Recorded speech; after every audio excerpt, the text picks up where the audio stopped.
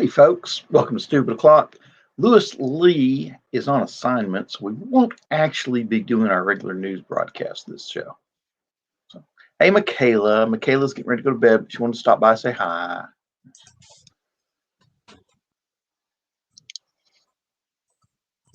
Hey, Scott. How you doing? I'm doing good. Excuse me. And you found your shirt. Apparently, Skunk lost a shirt quite some time ago. Yeah, this shirt I haven't had in years. I lost this forever ago. I got this at Walmart, and I remember when I first saw it, I fell in love with it because it's got this Ed Hardy art style, but it's a skunk, and I lost it. I don't even know how I lost it. I lost it at a con or something like that. I think it was Liberty Con, and I was so bummed that I lost this shirt, and it just popped up on eBay just the other day, and I was like, buy it now, I don't care, buy it now, I don't care how much it was shipping, all of that, I don't care, it was like $8.50 for shipping, I don't care, I need to have this shirt, and I got my shirt back, and I'm so happy. $850 later. No, I would have paid $50 for this. Seriously, I'm so happy to have this shirt again. You guys have no idea. I love this shirt. Just look at that design. I wish you had more light on it. Though. So great. Hang on a second. Hang on. Don't put it back up there. What? You full screen me? Yeah. There you go. There you go. It's nice design. Oh yeah, okay. Definitely. All right, that's enough of that. All right. I love and what it is it's a skunk with a gambling addiction, which I don't have a gambling addiction. But I think it's great because in one hand he's got the bet ticket, and under his arm he's got the race results. So I think that was funny. Hello, Marty. Nice to see you. And I always said, if I ever stop smoking, I'm just going to replace cigarettes with keeping a matchstick in my mouth. That oral fixation. I always want to do the old or a toothpick. It doesn't matter. I always want to do the old. I think matchsticks. Having a matchstick right there is cooler than a toothpick. I don't know. Depends on whether or not you actually light the thing. We're not doing news. Well, I'm always ready to start a fire. We're not doing news tonight, but speaking of fires, I wanted to bring this up. I'm going to read. I may not be looking at y'all. I'm reading this. Some guy in a Hummer H2. Okay. Saw that. Pulled up to a gas station, loaded up the back of his Hummer with 20 gallons worth of gas cans, and didn't even get off the block with the gas station before the back of the vehicle burst into flames. And of course, it's a Florida man. So, and they got a picture of this guy's, what is it? What do those things run? $50,000? Yeah, pretty much. Yeah. Yeah. And now it's the shell of a Hummer. Yeah.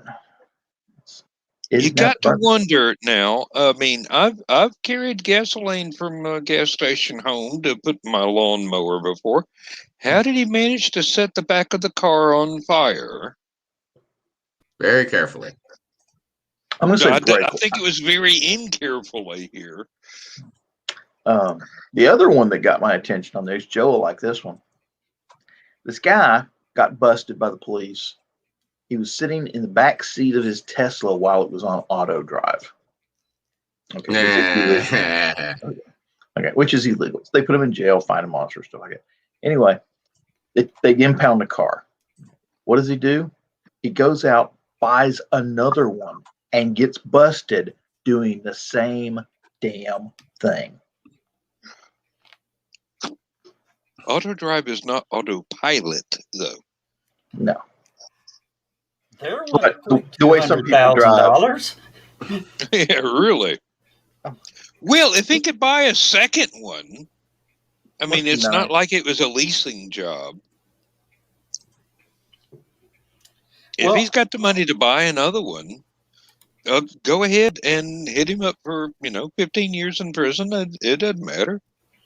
I got to plug something. I've got a T-shirt out that I've got to plug. Yeah, it's one that everybody has to have.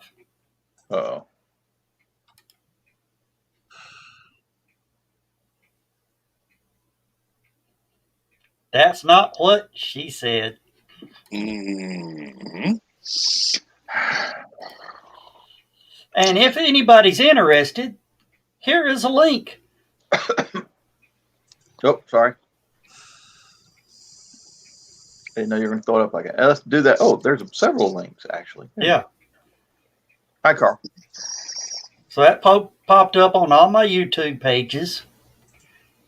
I'll say hi to Carl while Joe sells T-shirts. Yeah. But this is a great T-shirt. I know. I can imagine seeing people walk through the Walmarts wearing this one. That's not what she said. It has those letters and words things on it. Most people at Walmart can't read that. You have a higher class of Walmart than I've ever been in. Really? They wear T-shirts? Lucky we can get them to wear something besides pajamas. Or halter tops and thongs. Yeah, Carl. Brian was really, everything was still going on there, and I had to leave, and I'll have to watch the last 15 minutes or so on replay. But once they started talking about the Green Lantern comic book, I was just endlessly fascinated with their different points of view on that. That was nice. Duh. Oh, sorry I was late jumping in. I was having to chase some stuff down, run cats out of here. Call me barking dog. Plural. Yeah. Yes, for those of you who don't know, I'm going to burst Joe's bubble. He has a new cat. Yeah. Well, technically, he doesn't have a cat. My wife has a cat. That's a cat. Yes. But guess who's laughing? It's him. The thing is, just the day before we acquired this gray fuzzball, she told me that I was not to bring another animal into the house. The next day, she sees this cute little gray cat, picks it up. I remind her of what she said, which made her even more determined to bring the cat home. She said, "We're not bringing any more animals into my house." I said, "Okay, I'm cool with that. I'm getting a husky next week."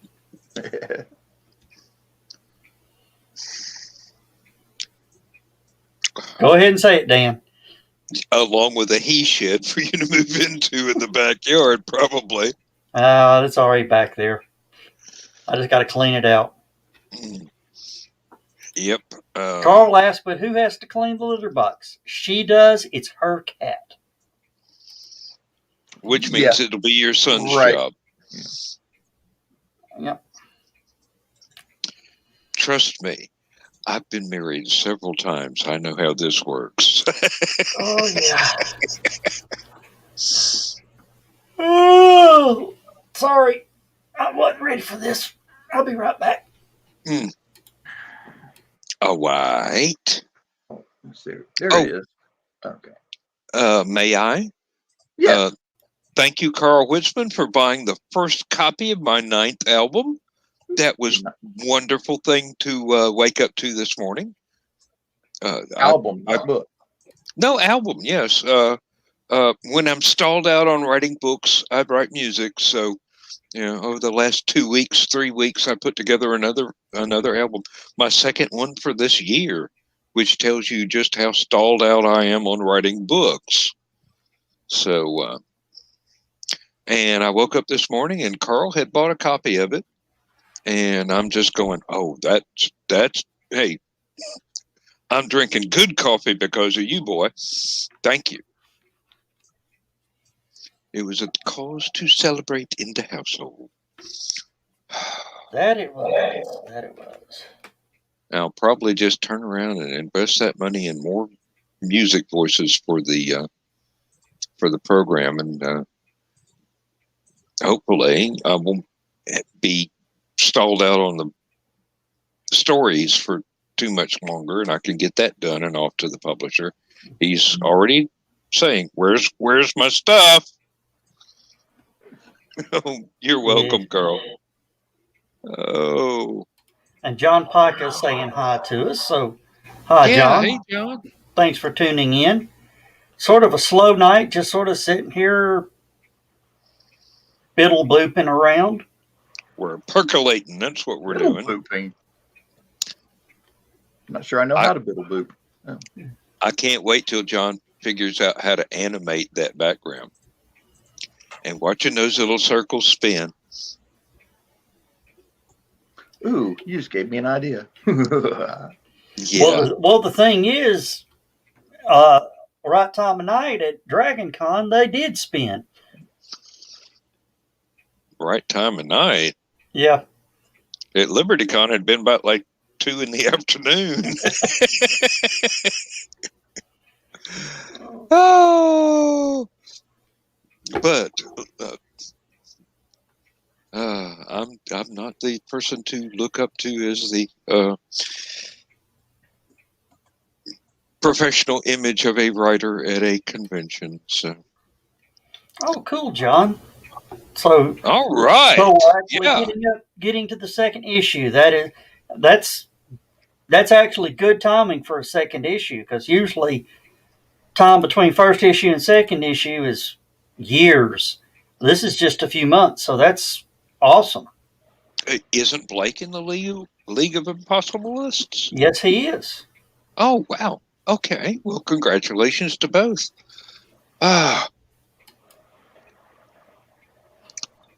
I admire people that can create when it's one of those things where you have a butt in chair, fingers on keyboard, and type away sort of thing. I can't do that. I really can't. I wish I could. I'd probably have 50 books out now instead of 3, 4. 4. I don't work that way. Yay! I think Skunk is tired. What do you think? I'm tired. Well, you're awful quiet tonight. Well, when have I let him get a word in edgewise? Thank you. I just didn't have anything to say. Oh. Oh.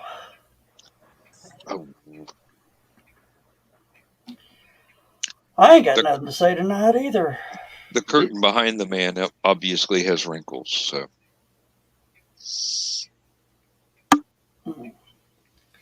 Lewis always gets us something to start with, but ain't got nothing to start with. Other than Elon has decided to quit taking Bitcoin to buy Teslas.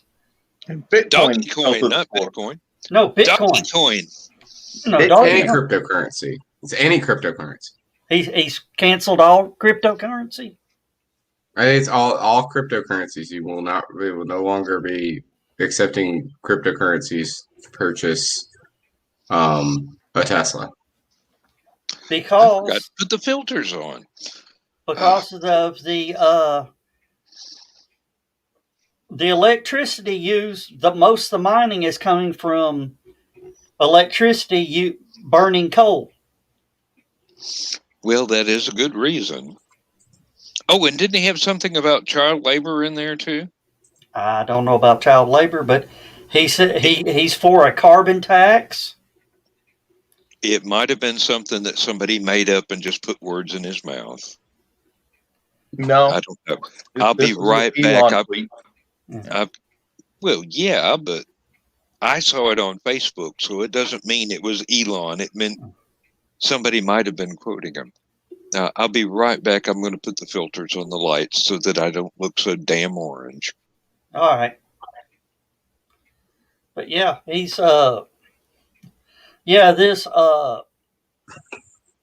hated bastion of capitalism is now spouting liberal policies.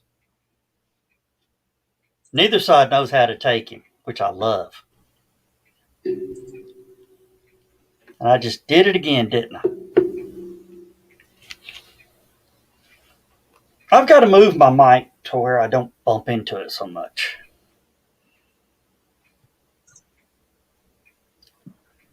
Is there something trying to sneak out of the back of your chair, John? Yes. Oh.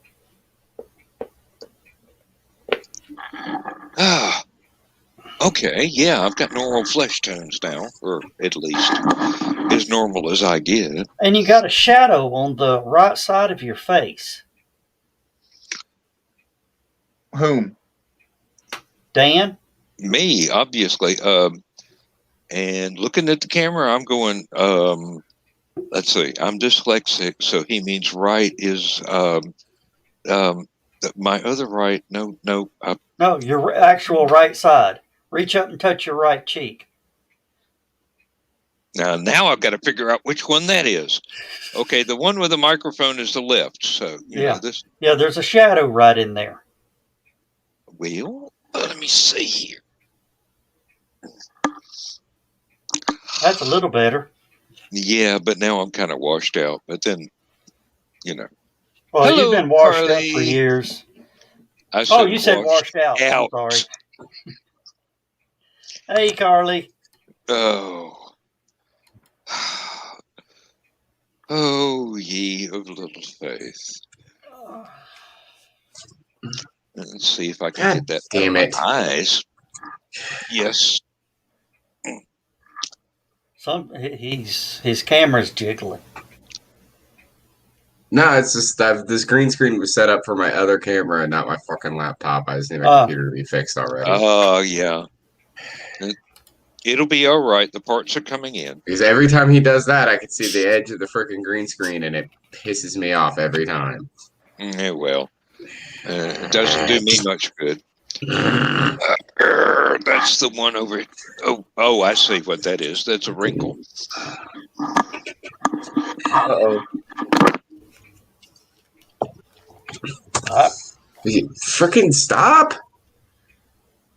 Just pick a size for the screen. Just pick one and just leave it alone. I don't. Never mind. Oh, sorry. It does that whenever the I know comments come up. I know. It's just aggravating. It's extremely aggravating. I put in all this freaking work and it ain't for fucking whatever. Oh well, it's just a temporary problem. You'll have it fixed in a few days. And it's more noticeable as I sit down, so maybe it is a shadow. That got rid of it. Yeah. And I definitely still have the over here. But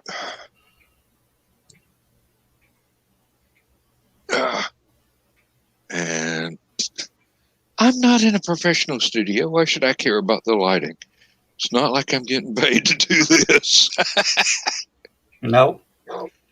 And Carly goes, gotta love the technicals. Yep. Yeah, well, Skunk is right. You know, if you can't pay attention to the details, then maybe you should just relax and remember it's only just a show. Well, let's see.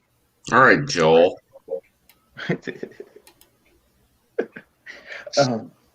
There was but I actually could build my own bots. That's the problem. There was another Florida man story about he was walking his Labrador Retriever next to a pond, and an alligator popped out and grabbed his Labrador Retriever. He jumped in and pried the dog out. Wasn't that the one that sort of looked like Carl, bald-headed guy with a cigar in his mouth? No, that's the one from last year. This is a new one. This one just happened this week. I'm surprised it doesn't happen every day. Well, have you heard that one of the reasons the gators are moving north is all the boas and all that got loose out in the Everglades?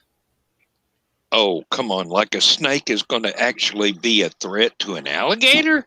Oh, yeah. Oh, yeah. It's one of their few predators. Yeah. We're talking 30, 40-foot boas and pythons and anacondas. And only 12 to 18-foot alligators? Yeah. which means he can wrap around him about 4 or 5 times. Hey, there's my cousin from up North Hamilton County, Tim McKeel. Hey, Tim, thank you for tuning in. We are a group of geeks and all that, and Tim's right. Yeah, snakes eat the gators. Let's see him tackle a snapping turtle.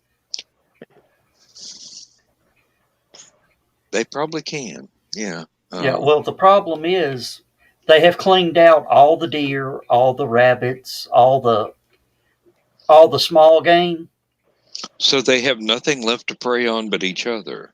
But the alligators, and the alligators are running from them. And yeah, Tim is sort of a Florida boy. Yeah, I always thought the ones up here just came north because they like to play golf because they hang out in the damn golf courses all the time. Yeah. Well, yeah, up north for you would be you're almost swamp country there. There's a battleship memorial. There's a battleship memorial in Wilmington, Delaware. Or not, I'm sorry, Wilmington, North Carolina. For the battleship North Carolina. And they've got it in this little moat kind of thing off to the side. And they have a dragon in the moat?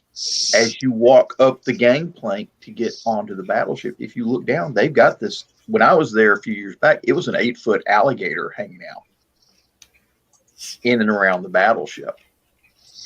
Well, that's one way to guard your battleship from invaders. Hey, if you've got a moat and you don't have a dragon, what are you?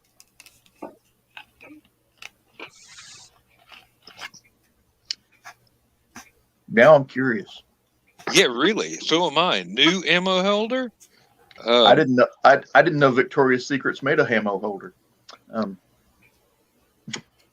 Well, y'all heard what the new flaunting of wealth is now, haven't you?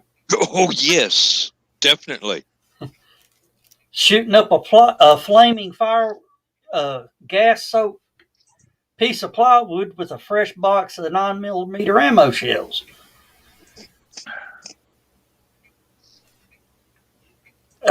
Tim is asking, what is Dan drinking and John? Oh, Skunk got one too. Yep. Mm-hmm. Skunk has my hold up brand. Hold up your can so my cousin can see what you got. What, natural light? Yeah. Yep. Natty Light, Guinness, and Sam Adams. Summer Ale is my normal brand for off-screen drinking. Which and I'm drinking clear American Mandarin Orange. Yep, because you've already finished your coffee allotment for the day. Yep. And you'd like to be able to sleep tonight. Yep. Well, I keep waiting for somebody to say that they played my album and got a good night's sleep for a change, because definitely the entire concept behind this 9th album was, this shit'll put you to sleep. I'll have to try that in a little bit. Yeah, go right ahead. That. I recommend it, and believe me, you can still listen for free without having to buy it. Oh, that's what I hate about my Fire Stick. I can put on Pandora and it plays for 2 hours and then ask if I'm still listening. Oh. Or watch a YouTube or whatever. 2 hours. Are you still watching? Yes.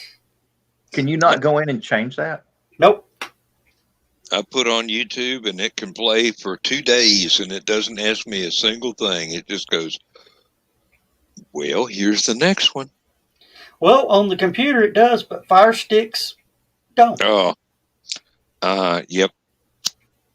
I can understand that. And Carl just said it's a relaxing album, needs to copy it to the phone so he can try using it for sleep.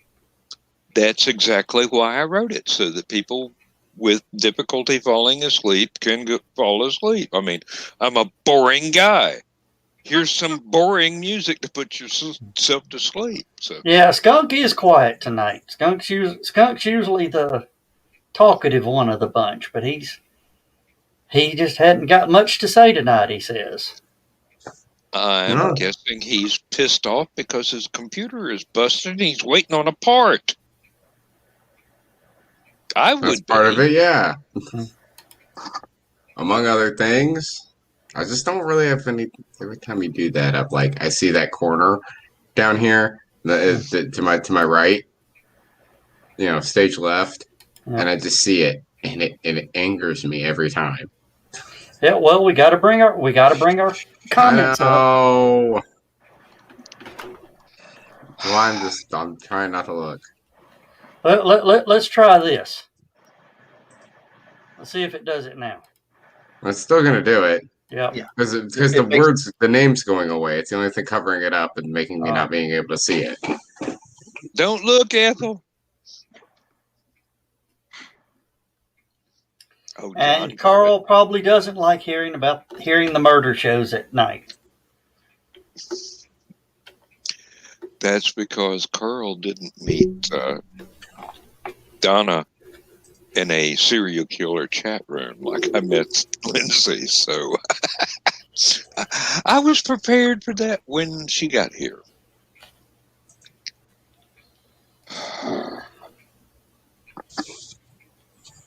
I'm getting a little worried about my wife. She's getting into knife sharpening.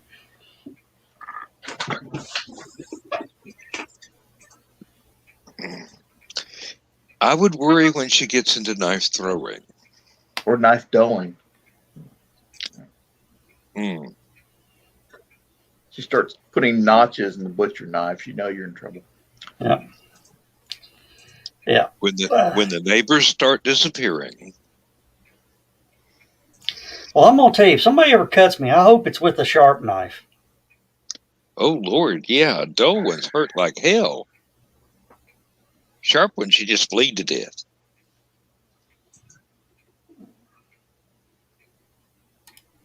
And Carl says she watches cold case files and women who go on rampages or something like that. Yes, that's fine nighttime fare for. And Dan, I think I found your second soulmate. Donna. Oh, wait a minute. Wrong direction for the camera. Over there is the true crime books on that shelf. They take up 3 shelves of the bookcase. And I only bought 4 of them. Oh.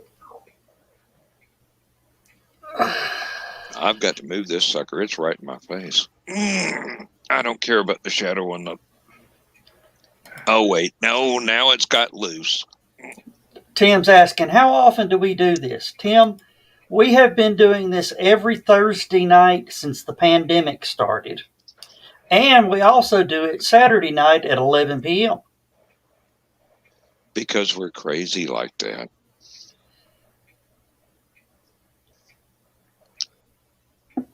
Well, that gets rid of the shadow. Okay, I can stand the glare. Da-da-da! And the filter? What filter did you put on it? It is a blue cereal bowl from Kroger. A blue cereal bowl from Kroger. Okay. Mm-hmm. I've got 2 more on the other lamp up there. And I've got one on a fluorescent light strip that is entirely too dim because it's all not fluorescent. It's diodes. What you call them? The ones that don't use any power and definitely put out just about as much light. LEDs. That's the one. And John B. Piker says, guess what soundtrack I'm listening to while drawing? Would it be Dan's new album available on Bandcamp? If you can stay awake while listening to that, you're a better man than I am, and I wrote it. Tonight was the first time I listened to it all the way through and didn't go to sleep. Last night, I used it to try and nod off to at 3 o'clock in the morning, and by 3:05, I was out like a light.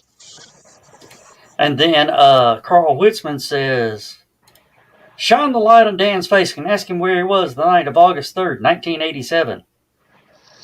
At work. I have time cards to prove it. I think that was a Saturday, wasn't it? Doesn't matter. The way I worked back then, it was either 7 days a week or 4 on, 4 off. It really didn't matter. If I wasn't asleep at home, I was at work. And John says, no, he's not listening to that, but he will check it out. John, I hadn't had a chance to listen to it, but from listening to Carl Witzman talk about it, it's something I might have to add to my collection. Well, like a lot of my stuff, it was done quickly with very little editing because I am a hack. But it's nice. It's nice. And every time I shift the chair back, it lifts the table, which moves the camera. Don't do that. Let me just move a little further away. The bad thing about doing this every week is I have to put the camera back in the same position or as close as I can get. And that doesn't always work. All right. Oh, good grief. We got to find something to talk about, guys. How about that Babylonian Tupperware? We're not even 35 minutes into this one. Oh, come on now. We usually can ramble on about all kinds of really interesting stuff for hours and hours. Yeah, but we ain't found our groove yet. We need our groove. And Tim says, are you out back? No, actually, this is the room just beside the front porch.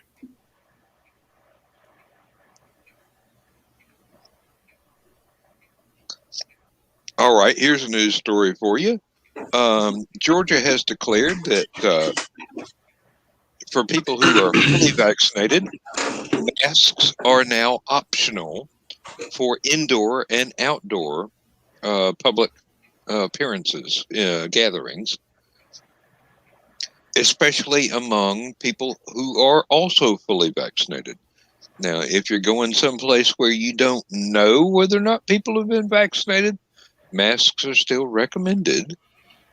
And CDC has lifted the requirement for masks indoor or outdoor for those fully vaccinated. Mm-hmm. Now, I don't expect to be allowed to stop wearing a mask at work for another 6 to 8 years because they're European and they don't really care. Oh, wait a minute, I'm retirement age. They might require me to do without a mask and hope that I die before I can collect my retirement fund. But that's management for you. John says he's got something to discuss. If you could guarantee one thing in life besides money, what would it be?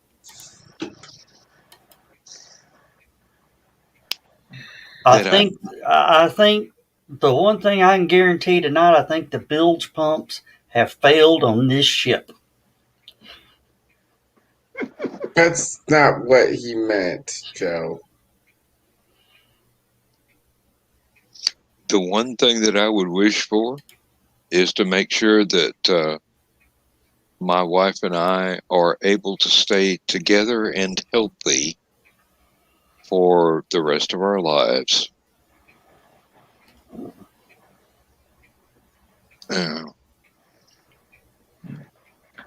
I'd like to have a family homestead that I don't have to worry about taxes or any of that stuff on, That would be nice as well. Yeah. Nice big piece of property, a couple little houses on it, that sort of thing.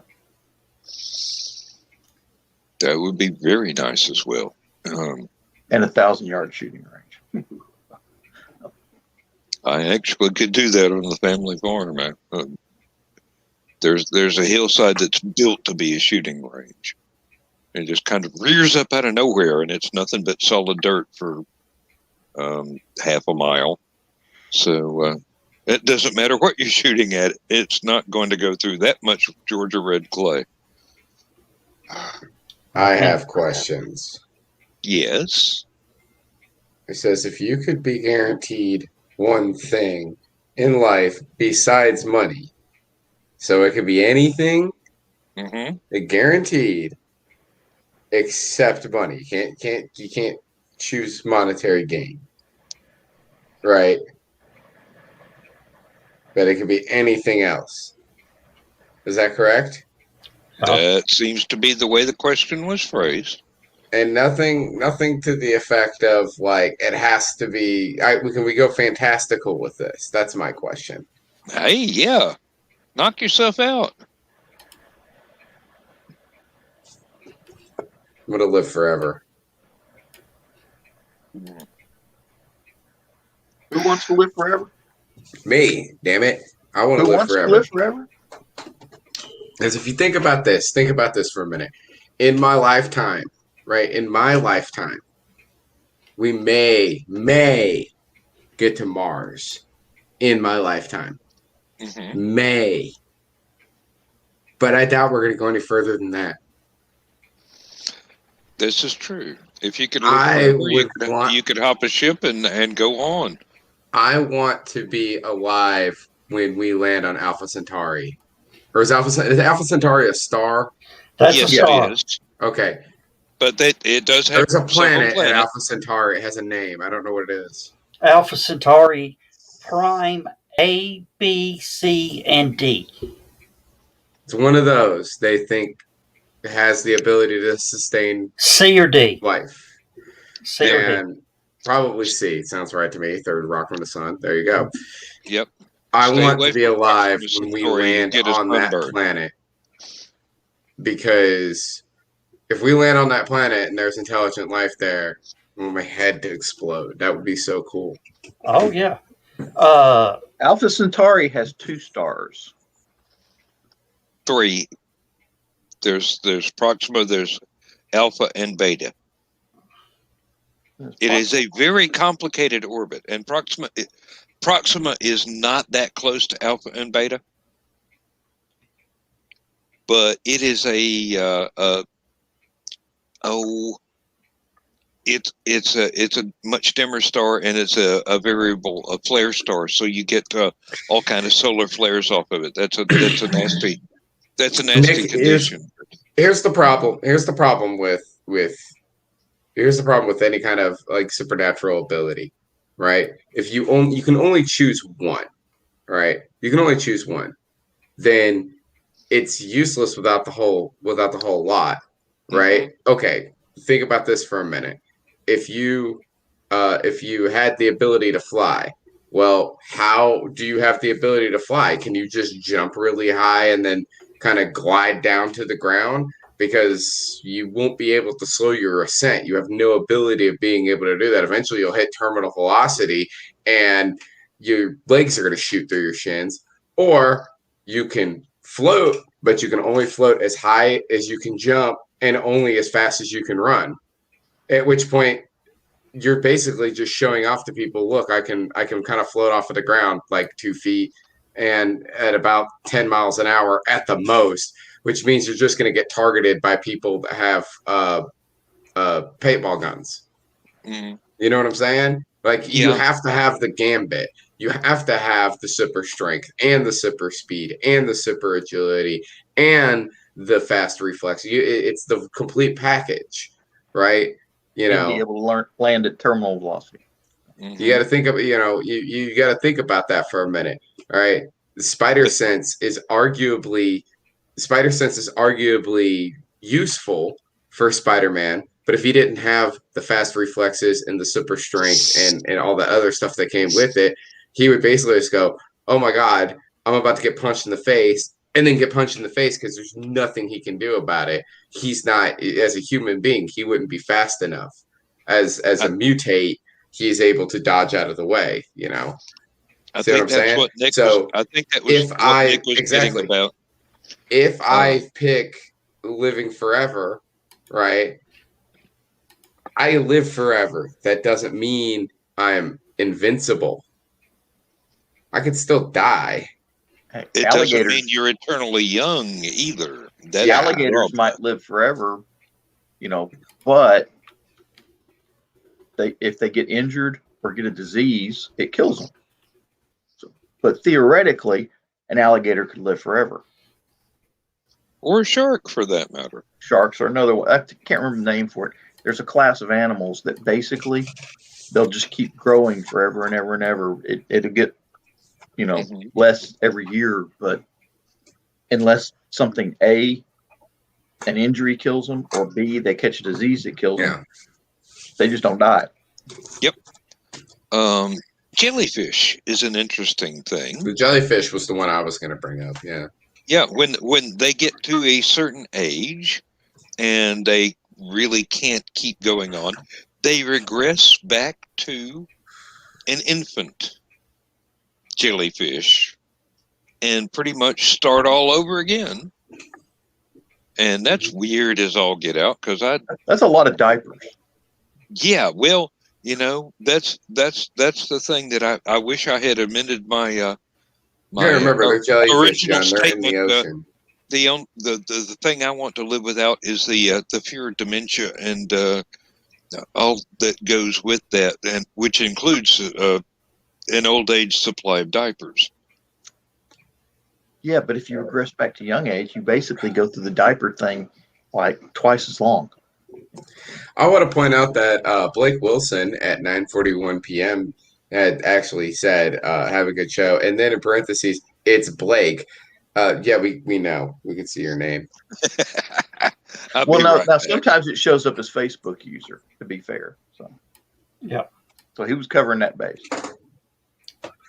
Sure. And my cousin who's watching says, Lori just asked, can they see me? That Lori's his wife. No, we can't see you, Lori, but, those are nice curlers in your hair.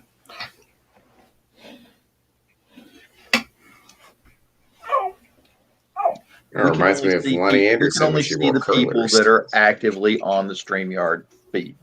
So yeah. We'd have to send you a link and then pop up your picture. Yeah. And we got a new comment came in. From Nick. One guaranteed wish from Nick. Safe access, a portal to the White Raven bar as written in my RPG campaign, where all of the above items and individuals are real and accessible. Okay. So what is that RPG that you're talking about? It's the one that he wrote. Hey, I mean, if we're really gonna go that far, like one wish, snap your finger, you can have anything at all happen, like to that extent, right? Not just something that you're guaranteed in this world, but that you can change things, right?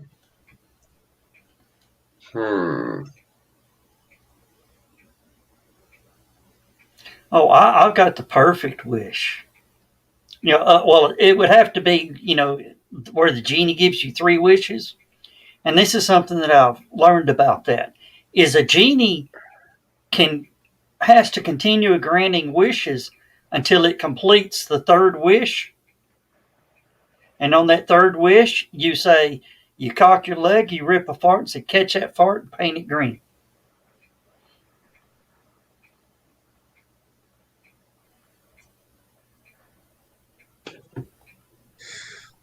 It's impossible. Yeah, but it's a genie. I thought your farts came in green. It's a genie, man. Genies can they're all powerful. Didn't you see Aladdin, Joe? Don't you know how this works? Yep.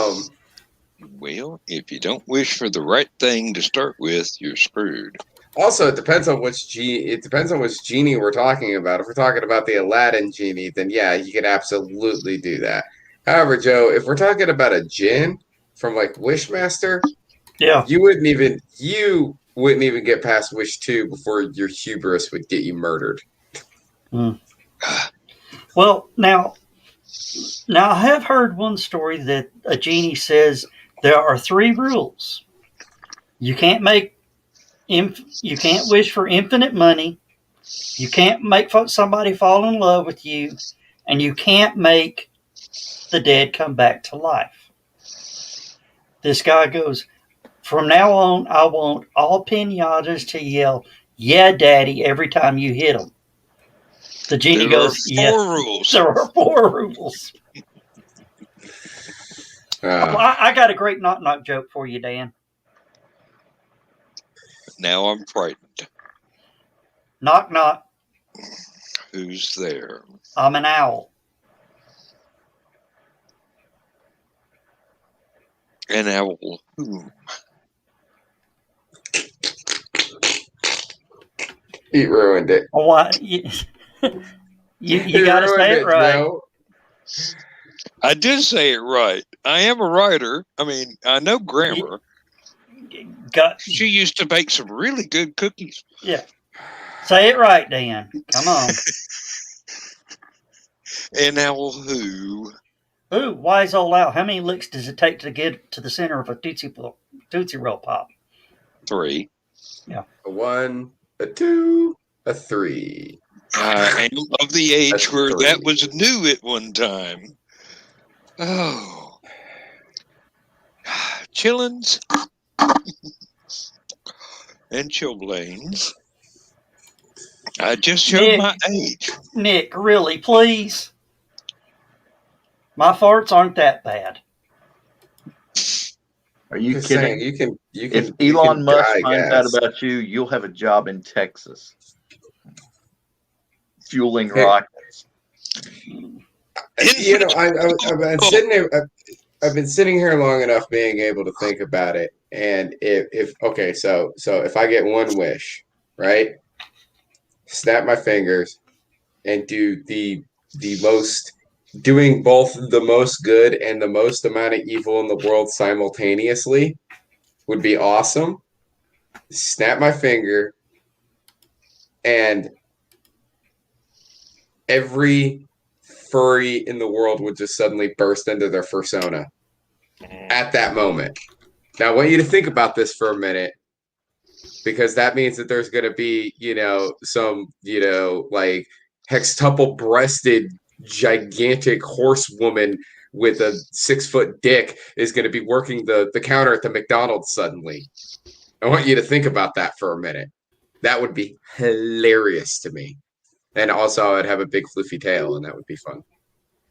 I'd be wondering whether so or not we'd be making a lot of people very happy, and him. we'd be squicking a lot of people out at the same exact time, and that would be hilarious. If I were to do that, it would be that no politician on the face of the planet could ever lie again. Nobody would get elected. And the drawback to that would be... You got to remember what George Carlin said. We like our politicians to be full of shit. We like our politicians to be full of shit. We like it right up there in front where we get a big whiff of it. That's why we reelected Clinton. Bob Dole went up there and said, "I'm an honest man." Bullshit. Clinton went up there and said, "Hey, I'm full of shit. How do you like that? At least he's honest." Uh-huh. And what was it Mark Twain said? You need to change a baby's diaper and a politician's quite often for the same reason. Mm-hmm.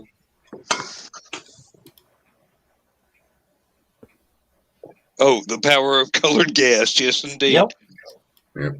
And it also demonstrated the ability of not being able to put all the pieces back together again exactly perfectly led to world understanding and peace, because everybody was speaking the wrong damn language for a change. Okay, so the thing I just said, Nick said, "Oh, well, that might be interesting."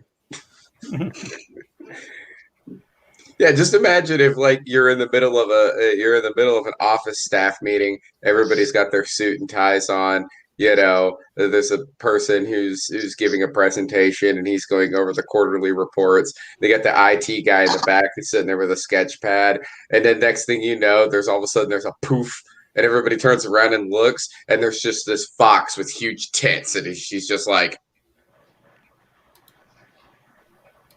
I don't know what just happened. Why is everybody staring at me? I'll be right back. I don't get invited to company staff meetings anymore. I keep pointing out that not only does the emperor have no clothes, but he's got knobby knees, and people are going to laugh at him in the locker room.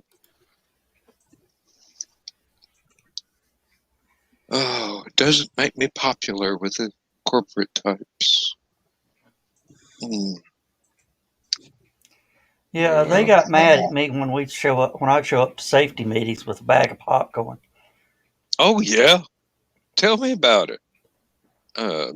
We used to have OSHA training things where the guy would go, "Can somebody answer the question besides Dan?"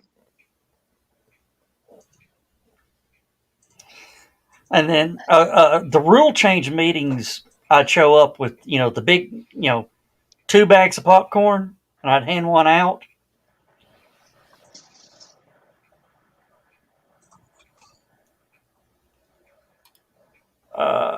Sorgles would be shocking. Full-size dragons would be problematic. Yeah. Okay.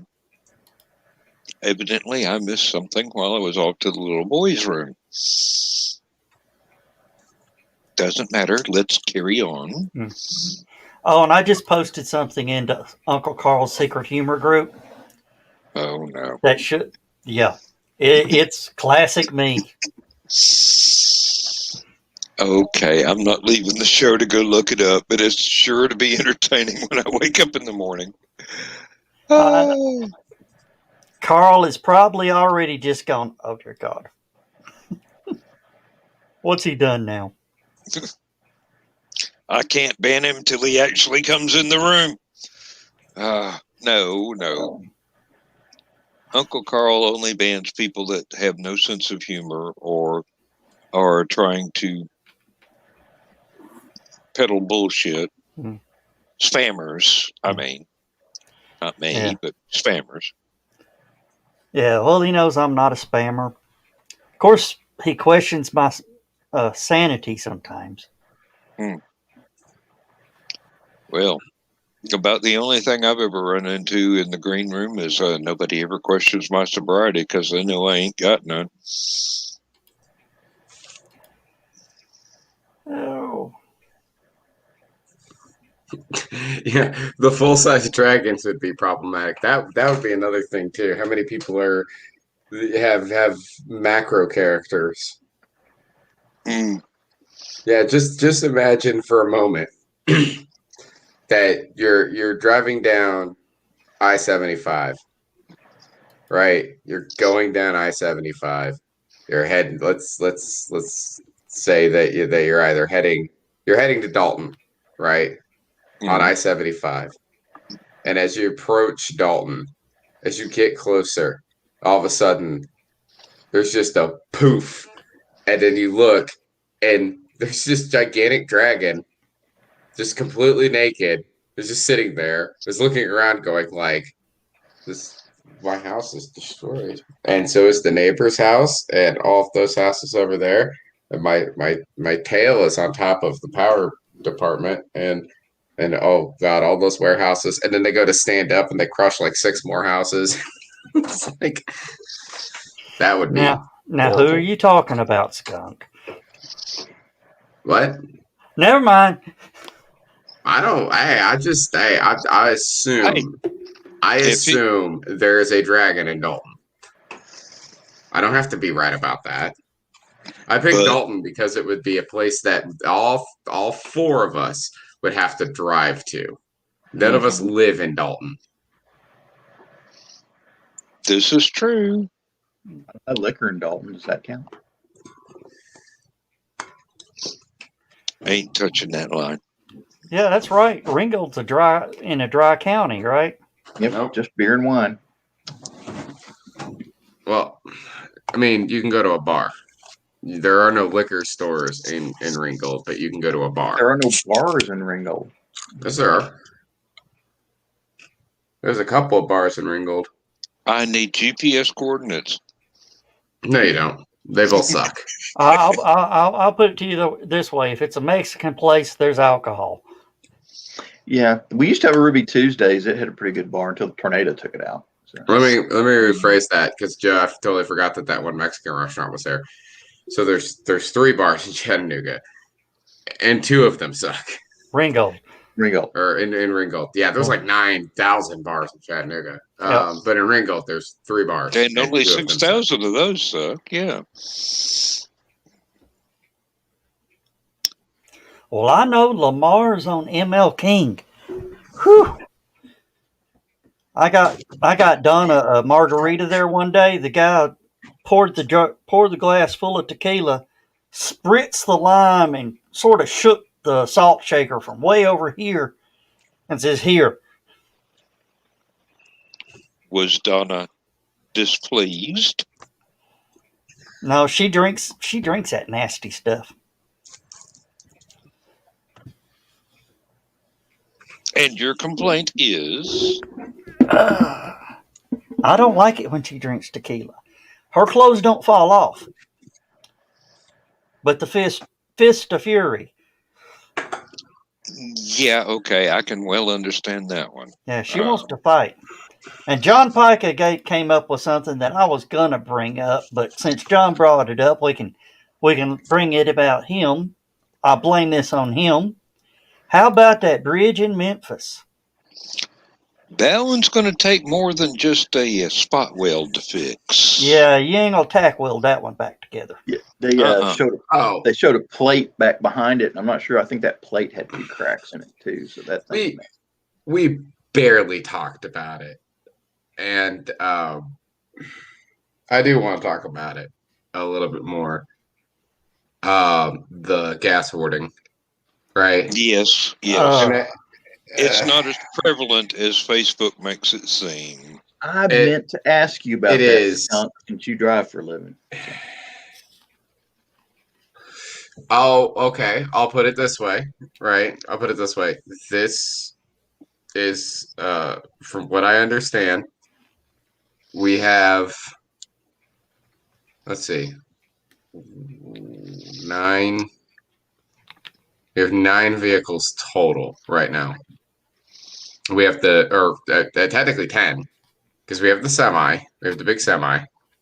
We got the box. We got the big box truck. We got the little box truck, and then we have 210, 220, 230, 240, 250, 260, 270, 290. Oh, that's actually 11 vehicles. Okay, well, hold on. Let me do the math again. 10, 20, 30, 40, 50, 60, 70, 90, small box truck, big box truck, semi. So yeah, 11 vehicles. There are 11 vehicles right now. And from what I understand from when I left this afternoon, one of them has 75% of a tank. One of them has 2% of a tank. And that one one of them is on fumes because nobody could get gas yesterday. I don't know about the other ones, right? I would consider 2% fumes myself.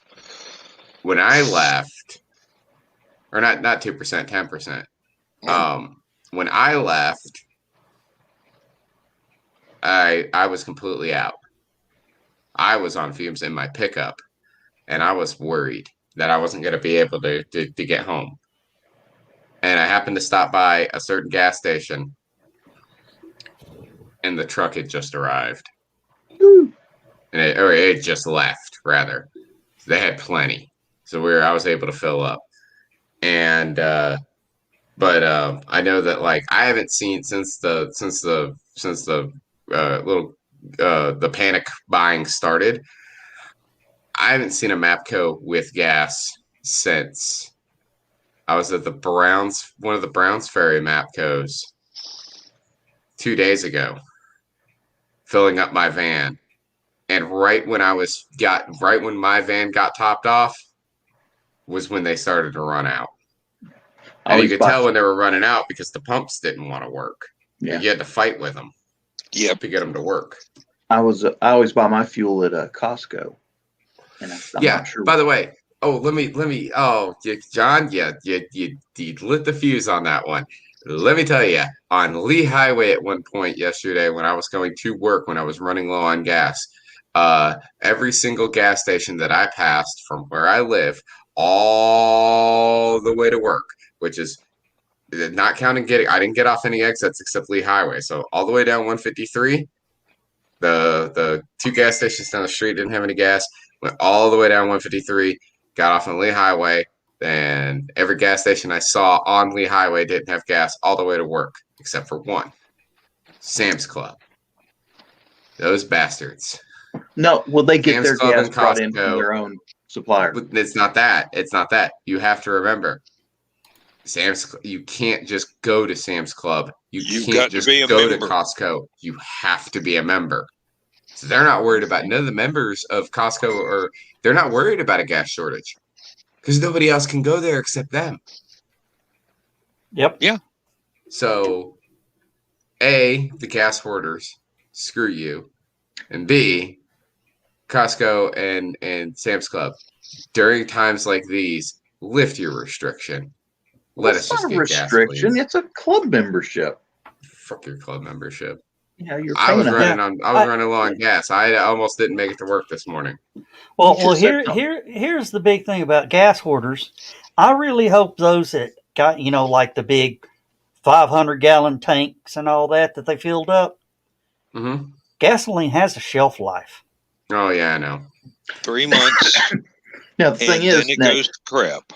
A lot of those people are like running farms and stuff like that. Have like irrigation pumps and things like that have to run on gasoline to move water for cows and stuff like that. So, yeah, they need to fill up those things. That's their normal operating procedure. But my family had now the people that buy, 10 or 15 5-gallon gas cans so they can hoard gas at their house. That's a little different. Yeah, thanks. My family farm back in the day, back in the 70s, had a 150-gallon gas tank for my car so I could go to college back and forth for the entire quarter. Now, and had another 150-gallon gas tank for a tractor and had 250 diesel tanks for the other two tractors. Right. And that was delivered at need, and it would last 3 months, 4 months at the very least. The one that I got for me going to college, Dad said, "Hey, this is the best I can do. You paid your tuition out of what you earned, baling hay and bush hogging and everything else that we rented you out to do with the tractor.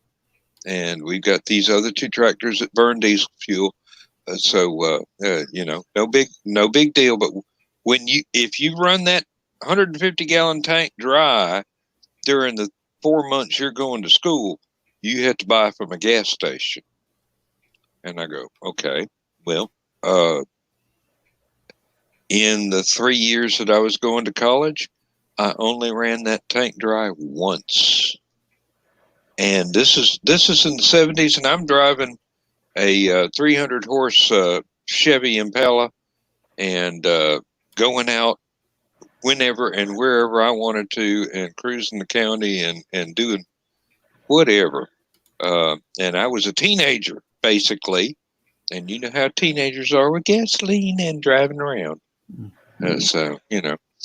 But you have this stuff nowadays, meaning this week, we filled up Lindsay's car just before any of this stuff happened. She got a full tank of gas. We're talking almost 2 years worth of gas for what she drives every month. I mean, it's only one tank of gas in her car, but she drives so little. And I got half a tank in the van, and that's almost 3 weeks worth if I were driving back and forth to work every day instead of being on vacation right now, which means I only have to drive about 1.5 miles a day, if that much. Well, I got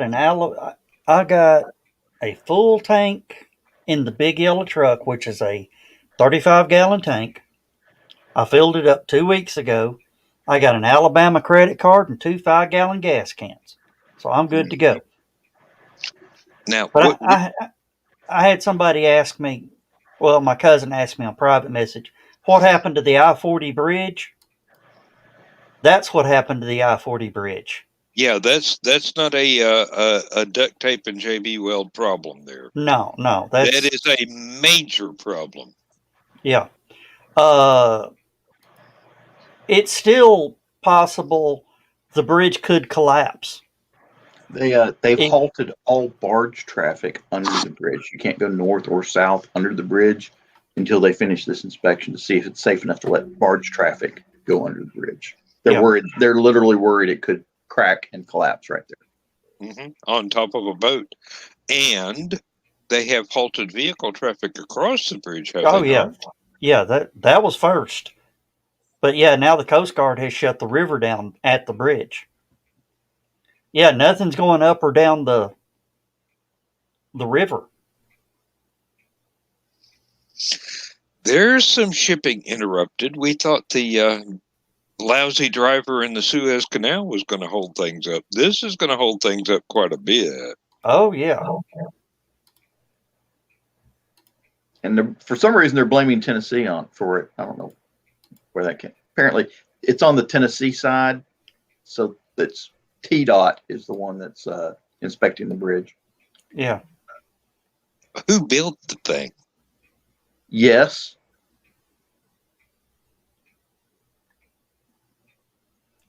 Carly goes, thanks for feeding that phobia with that pic, Joe. Well, just don't cross the I-40 bridge. You're good to go. Don't cross the Mississippi River. You're fine. Of course, there is that glass bridge in China that had people on it when the gale force winds started rocking the bridge and all the glass panels started dropping out and the sides started cracking and falling off. And there's some poor guy out there hanging onto a guardrail for dear life. Had to hang on for 4 hours until they rescued him. Oh, I know you've seen. We can go on that bridge. I know you've seen the footage of the one. I think it was in Washington State that just happened to be built at the right shape and weight so that the wind blowing through the gorge was built across. Tacoma's Narrow Bridge. Yes, the Tacoma Narrows Bridge. Yeah. Galloping Dirty. Yep, and then. And that was because of the sympathetic vibrations from the wind going through, it was like watching a guitar string in slow motion. Yep. After Jimi Hendrix hit a power chord. Yeah. And it's going up and down and up and down and up and down, and suddenly that string breaks. John and Skunk know about this, but Dan, we've got a glass bridge here in Chattanooga. Well, I ain't going on the damn thing. We took my granddaughter across it when she was like 2.5 years old. She just freaked out. I can well understand. I would too. We got her on to the center part that was white. And we went and, walked her across it and, walked her back. But she was scared to death the whole time. We left from there and we went to Walmart. And Walmart has these white tile floors. And she thought it was still part of the bridge? Still part of the bridge. She stopped and would not walk on the tile floor.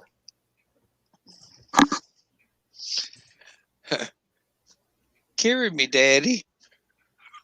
Carry me, Papa. Carry me, Papa. Papa, Papa, Papa.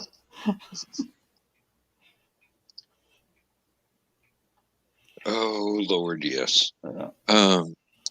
But, that's the thing about life. There's so many terrors out there that if we stopped and thought about them, we'd be utterly paralyzed. But we don't stop and think about them. We just go on every day. 285 traffic. Who's sane would drive around Atlanta at 75 miles an hour in this shit where everybody else is going 3 times the speed limit?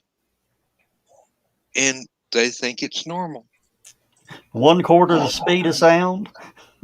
You really? Bumper to bumper. Yeah. And then all of a sudden, somebody somewhere makes a mistake. Doesn't matter if it's 15 miles up the road, and you got to slam on the brakes and try and decelerate 2.5 tons of steel and plastic in order to keep running up somebody else's bumper. I've heard NASCAR drivers, the guys that run bumper to bumper 200 miles an hour at Daytona, refuse to get on 285. Watermelon 500. I've survived it many a time, and I've learned the different roads to go around Atlanta to not have to undergo that torture again. Oh, and to think I used to do that on a motorcycle just to go to a bookstore in downtown Atlanta. Yep. I was nuts, and I didn't even know it.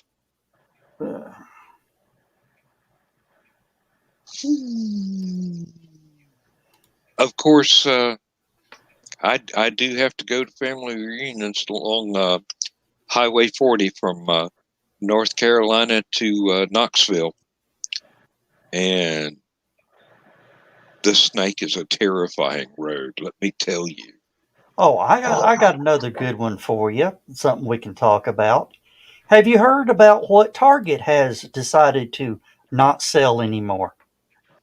Trading cards. Pokemon cards or some shit? Baseball, Pokemon. football, basketball, Pokemon, the whole works. Because apparently, a bunch of kids, some guy went in and bought a bunch of them. A bunch of kids followed him out, tried to beat him and take his Pokemon cards. He pulled a gun on him, ran him off. So Target said, well, no more trading cards. Okay. I don't believe I would have gone that direction, but that was their decision to make.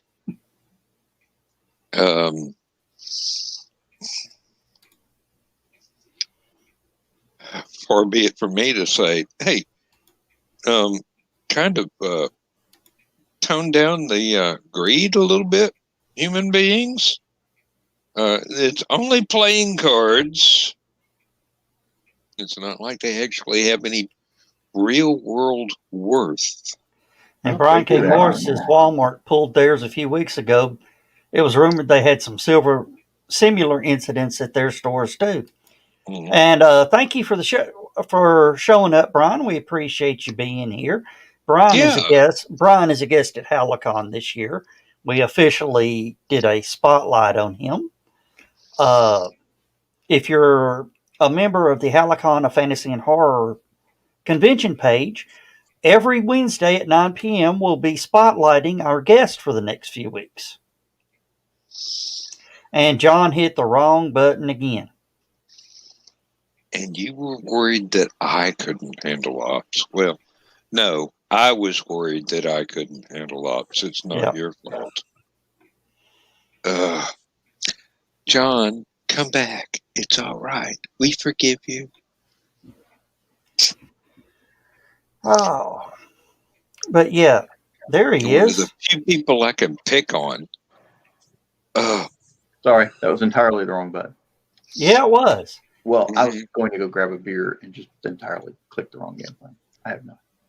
I did something earlier with my mouse. I'm not sure what, but it minimized StreamYard.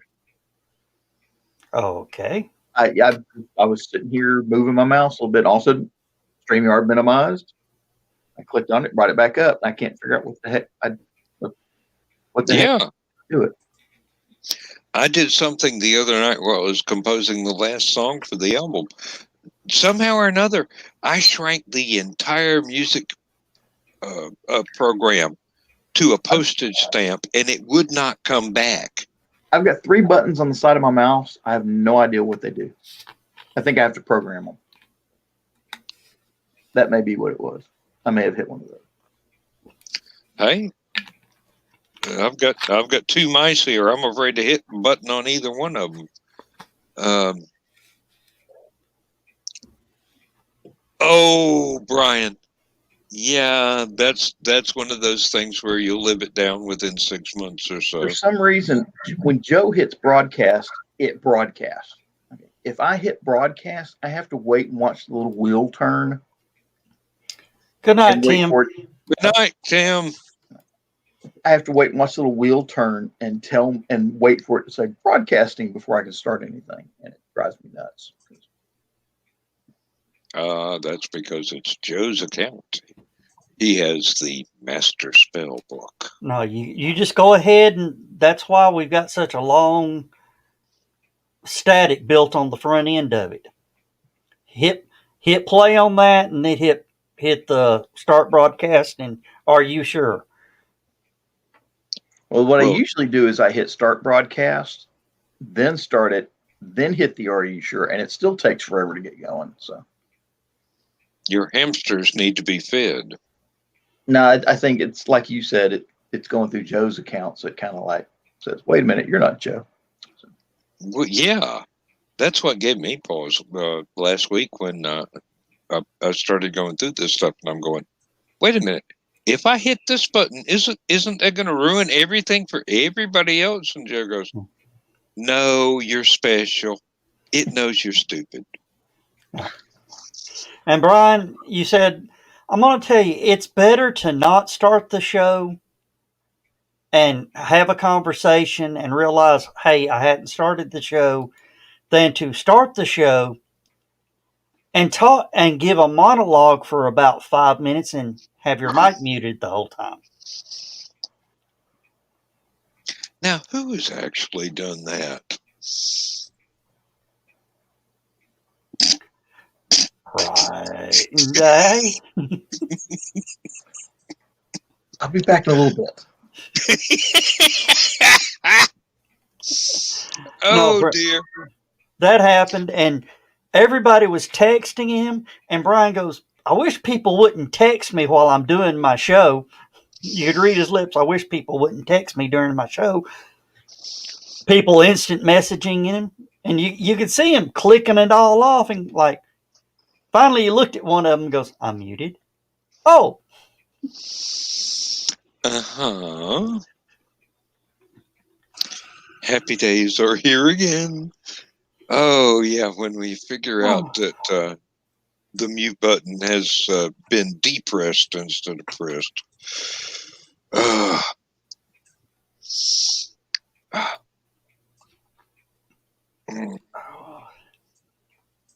That's one of the reasons why I gave up doing the monthly Apelian editorial things on YouTube. The other one was by the time I got through with it, I was too drunk to figure out how to turn the damn thing off. I did get long-winded. I could not stick to a script. You long-winded? You don't say. Yes, my dear. Oh, yes. Yeah. Yeah, we're not going to talk about Ted Davies. I mean, What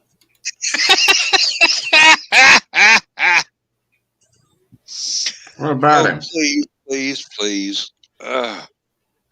No, Ted Davies sent me a message today, and he goes, hey, Joe, guess what? I mean, instantly. One of my fastest reply comeback texts. You saved 15% on your car insurance.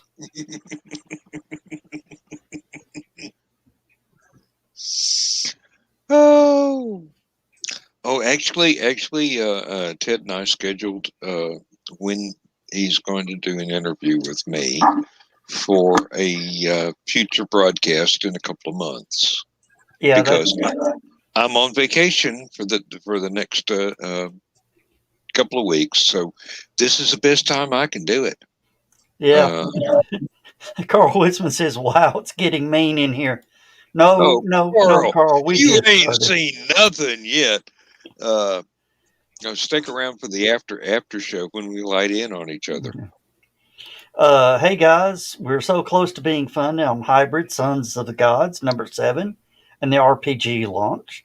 If you haven't joined yet, there are amazing deals and benefits packaged. Now's the time. That doesn't say IGG. launch. It says louch. Okay, well, we speak typo. Yeah, we speak Taiwanese here. I don't. That's because you're not an editor. It is IGG me /@/KillingField2. Have you seen any of the artwork that he's shown for this? It is amazing. Who the hell is Igme? Igme? That's what it said, Igme. Indiegogo. Oh. And that's not girls dancing in cages, John. Oh, and just for Brian Rodman, or for Brian K. Morris, the Brian Rodman award or reward or whatever it was for the Kickstarter that he did, I am donating to the charity auction for Halicon this year. And Brian's going to personalize the gift to whoever it's going to thank them for supporting the Halicon charity. Very nice. Very nice. See, I did something good for him, and now I'm also going to pay it forward to a Halicon member. Me? Well, if you're the highest bidder. If you're the highest bidder, yeah.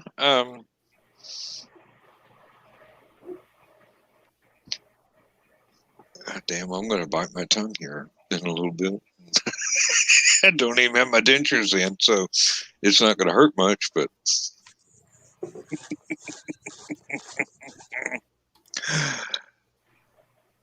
Brian Morris says, that is so cool of Brian, and thank you too. Yeah.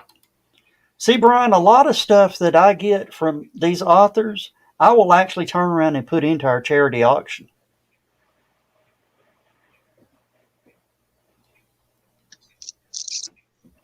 And then if I don't hit our goal, I will start auctioning off the opportunity to have somebody hit me in the face with a pie.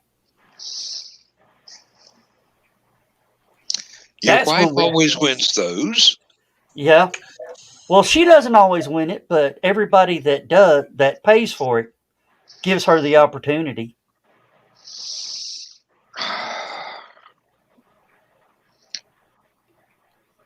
And Brian says, let's talk, Joe, about what I can contribute, okay? Brian, trust me, once I get you hemmed up in a corner, yeah, we'll get stuff off the table. I mean, yeah, we'll figure out what you can donate. Dan knows. Dan knows about. Notice how carefully I ain't saying a damn word. Dan knows how con chairs are around authors for charity auction, don't you? Emphasis on con, yes. Oh yeah, but charity is always worthwhile. So no matter what happens, you just kind of sit back and think of England. And Nick's asking, what charities do we donate to? Actually, Nick, we do 2 charities. One charity is, we announce, and then the second charity, it's pretty cool the way I pull it off, is I invite a representative of that charity to show up at the convention. And during opening ceremonies, I give them a chance to tell about their charity. And then I tell them they're the second charity. And we split the money between the 2 charities. Mm-hmm. Needless to say, I've made grown men cry.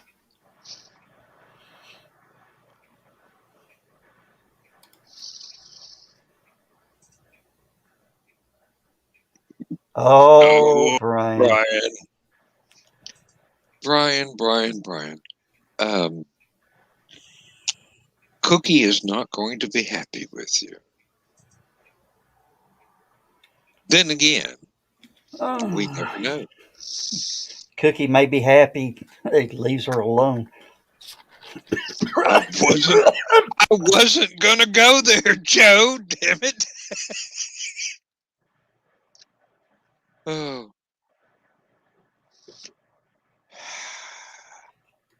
That even choked me up. Yeah. Oh. Well, I think the beer pixies have been at this one. I've got to go get another one. Thankfully, I have just been prepared for just such an emergency. Oh, that was totally grammatically incorrect. Yeah. Somebody will edit me. Carly, what sort of things do we auction off?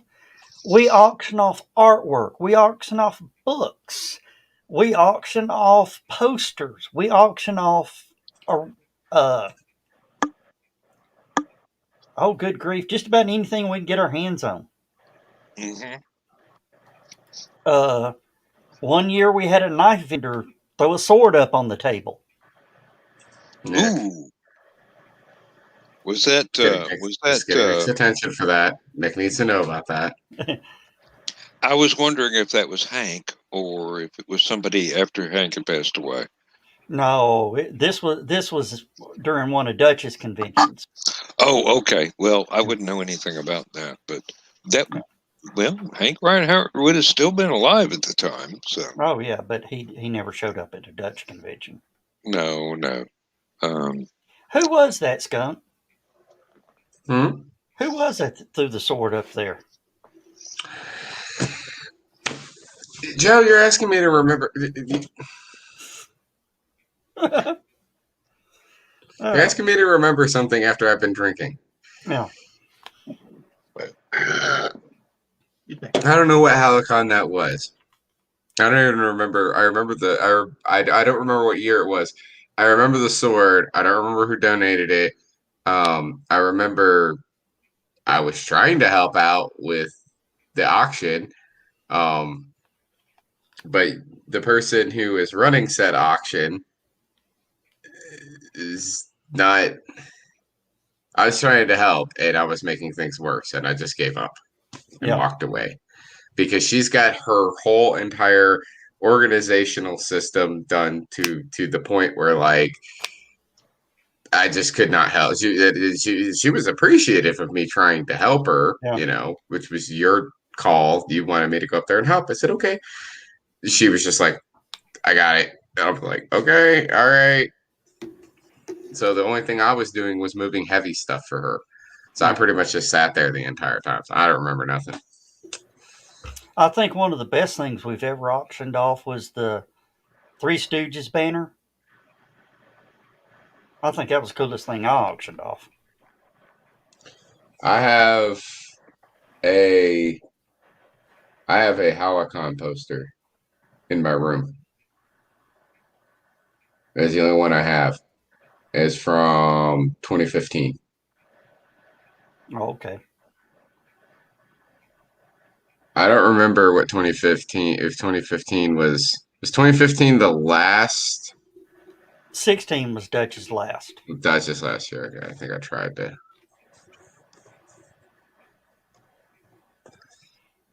I think 15, I tried to get 16. I couldn't do it. 15 is when he told everybody I'm quitting.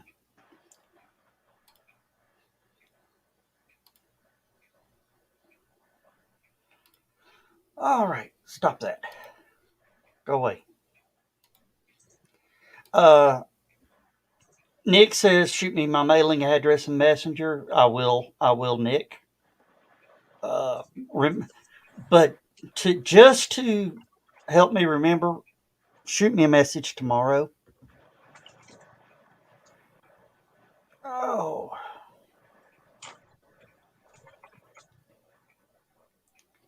Hey. Pops Van Zant. I don't know what Orange Cassidy means, but... Hey, Orange Cassidy is a professional wrestler. Oh, okay. I think he's making fun of me Oh, because I'm okay. wearing sunglasses.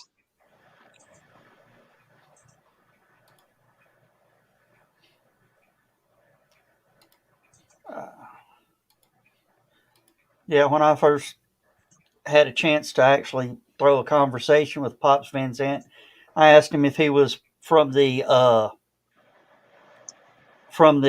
New Jersey Van Zants or the Florida. Florida Van Zants. And Nick his would answer was, he goes by Van Zant in honor of the Florida Van Zants. Gotcha. I okay. was wondering. Yeah. Now, Dan, do you know who the New Jersey Van Zants are? Well, since you asked the question, I would hazard a guess no. Do you know who the Florida Van Zants are? Well, those would be the ones associated with Leonard Skinner. Oh, the New Jersey ones would be the ones associated with Bruce Springsteen. Yep. Okay. It takes me a minute, but I can eventually Tony shift Soprano. gears. No. Pop Tony says- Soprano doesn't have enough class. Yes, he does. Pop says No. Skunk is sporting the look, and he says, "What's up?" And he said it's a stage name. Okay. Mm. Oh.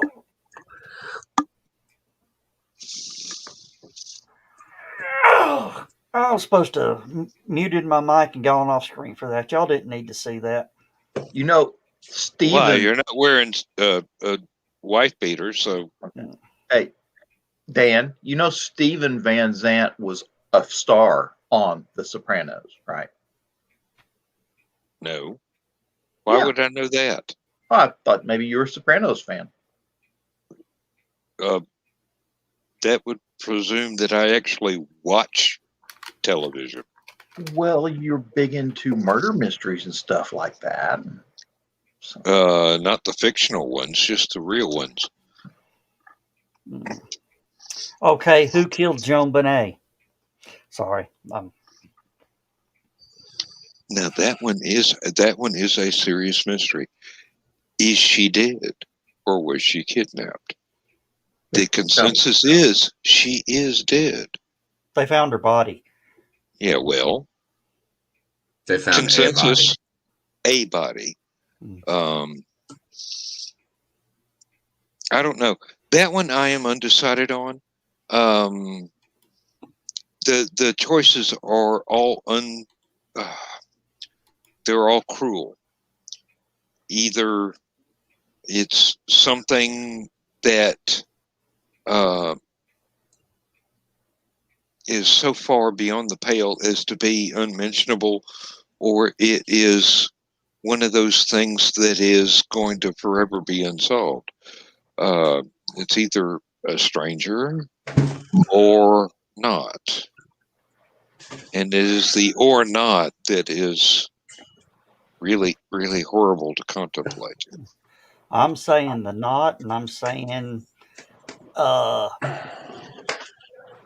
actually the murderer will never serve justice because they are no longer living. Well, that so often happens. Yep. There are a lot of people that think that the Zodiac killer is still alive, and I'm going, that's one of those things where if that's right, then it wasn't any of the suspects at the time, and I'm pretty much inclined to think that even if it wasn't any of the suspects at the time, that particular killer has long shuffled off this mortal coil. Wait, but no, the Zodiac killer? Yeah. Yeah, he's a U.S. senator from Texas. Tom Cruise? No. You mean Ted Cruz? Not Do Tom I? Cruise. Tom Do Cruise is a I? totally different guy. Do But Hey, there was that thing where Theory, somebody you was can't holding not- up a sign that said, we know that you're the Zodiac killer. And he was in the middle of a speech and he turned and he looked at it and he gave this weird smile and he pointed at it, then went on with his speech. And it was one of the funniest things ever. And it was just like, it's a wink and a nod. He's telling us he's the Zodiac. I don't even know where that whole entire thing started from, but it was pretty funny. I thought they said the Zodiac killer was a police officer. I don't know who the Zodiac killer is. No, they don't. The best suspect was somebody that matched all the profiles and some of the forensic evidence, but couldn't have been proved to be at any of the locations. Well, who was the police officer? That would have been somebody in a costume. No, it was one of the out west serial killers. Come to find out, he was the detective on the case. That wouldn't have been Zodiac because the guys that were investigating that were pretty much in the public eye the whole time and not able to escape that microscope long enough to actually commit any murders. Although I can't rule out the possibility that there's somebody else that reminded you of that had something. Hello, Don. Good night, everybody. Right.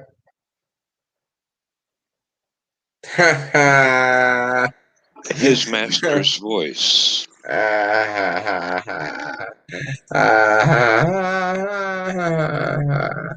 Time to feed the cat.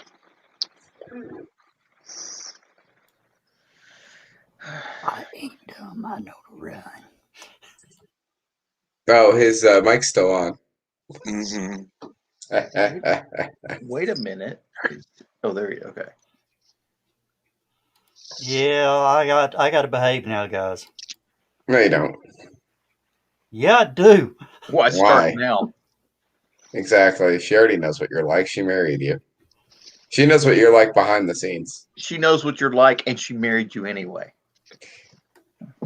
Now, John has the most valiant point, not to mention salient point, but valiant to be able to say that and not get kicked off.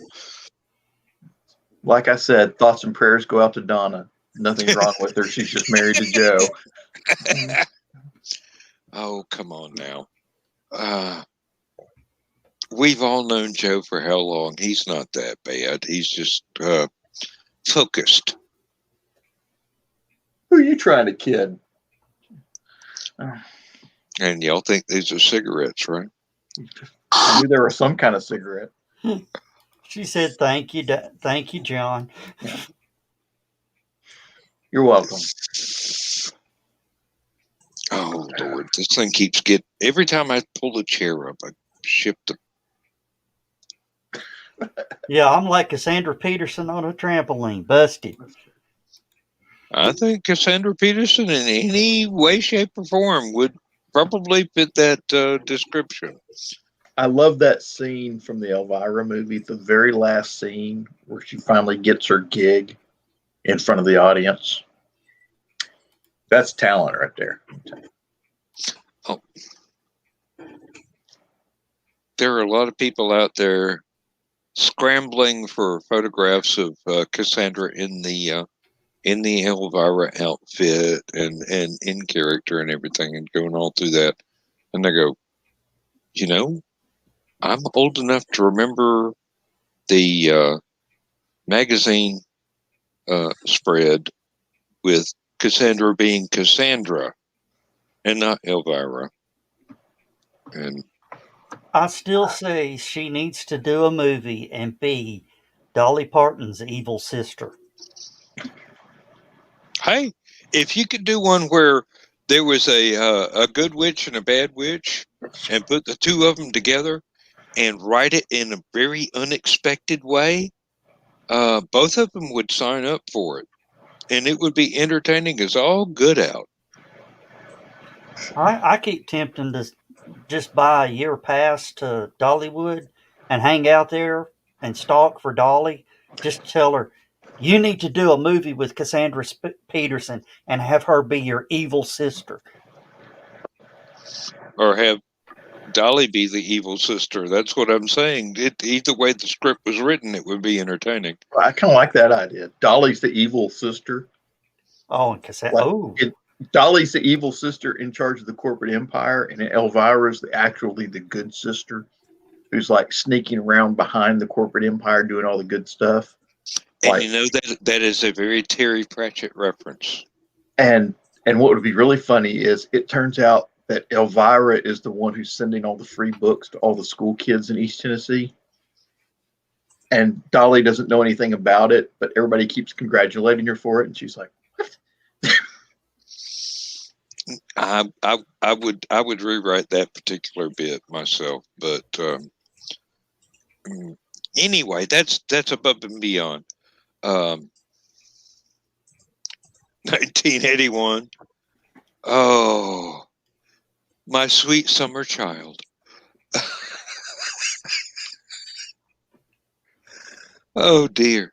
1981. I was tootling around in the Super Sport Chevelle.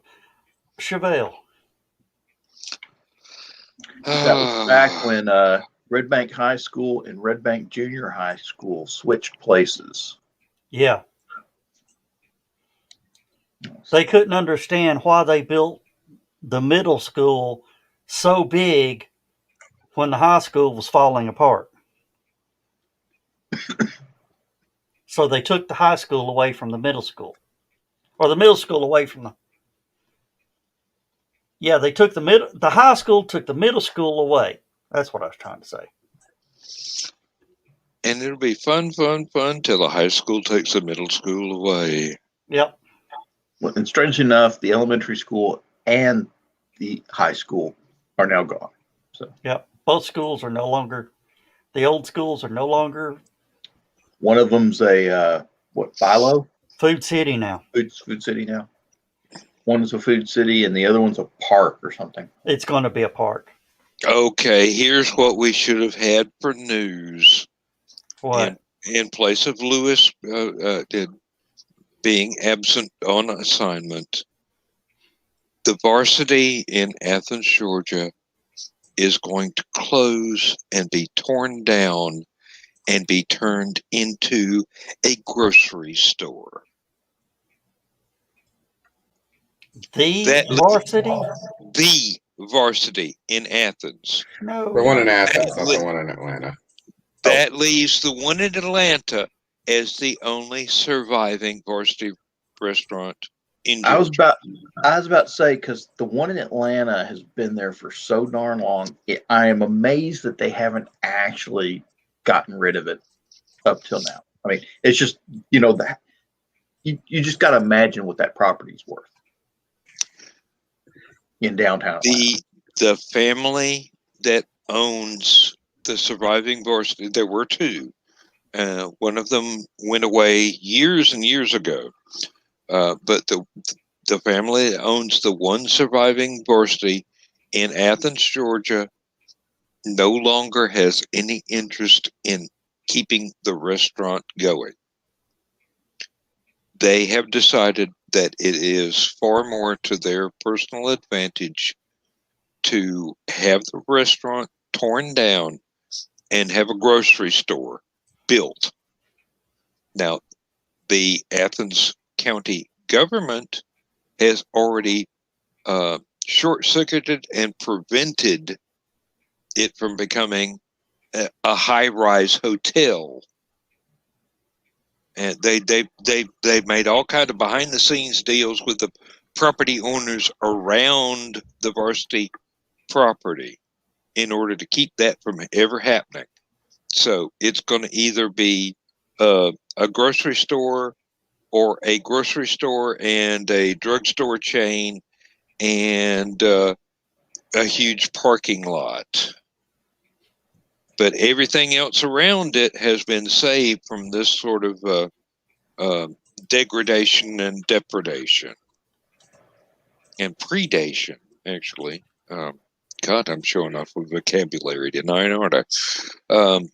But the family that owns the restaurant is no longer interested in selling chili dogs and onion rings and Orange Crush. So everybody in Athens, Clark County, and the surrounding area is going, no! Because 60 some odd years of history is about to be erased. We ain't happy about that because we're old fashioned. We don't want nothing to change. But it's going to change and we can't do anything about it. There's no way you can force the family to keep the restaurant open. There's no law that makes it possible for somebody to force them to stay in business. If they want to go out of business, tear the place down and build a You can always Kroger. make them an offer they can't refuse.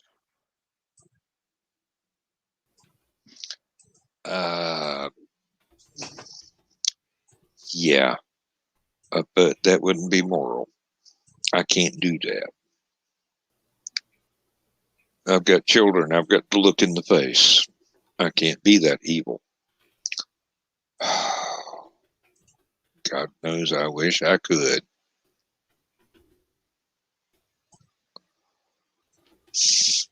Anyway, there's part of history. I'm never going to be able to get a good basket of onion rings again without having to drive 90 miles to Atlanta. Hey, the best onion rings in Chattanooga are gone now. Oh, man, don't tell me that. What are you talking about, Nicky's? Nicky's. Oh. You know, I used to have a bunch of friends that used to love going there and getting the fried shrimp, and I'm like, no, that's. I've never been a big fan. I used to get a lot of fried shrimp when I was a kid.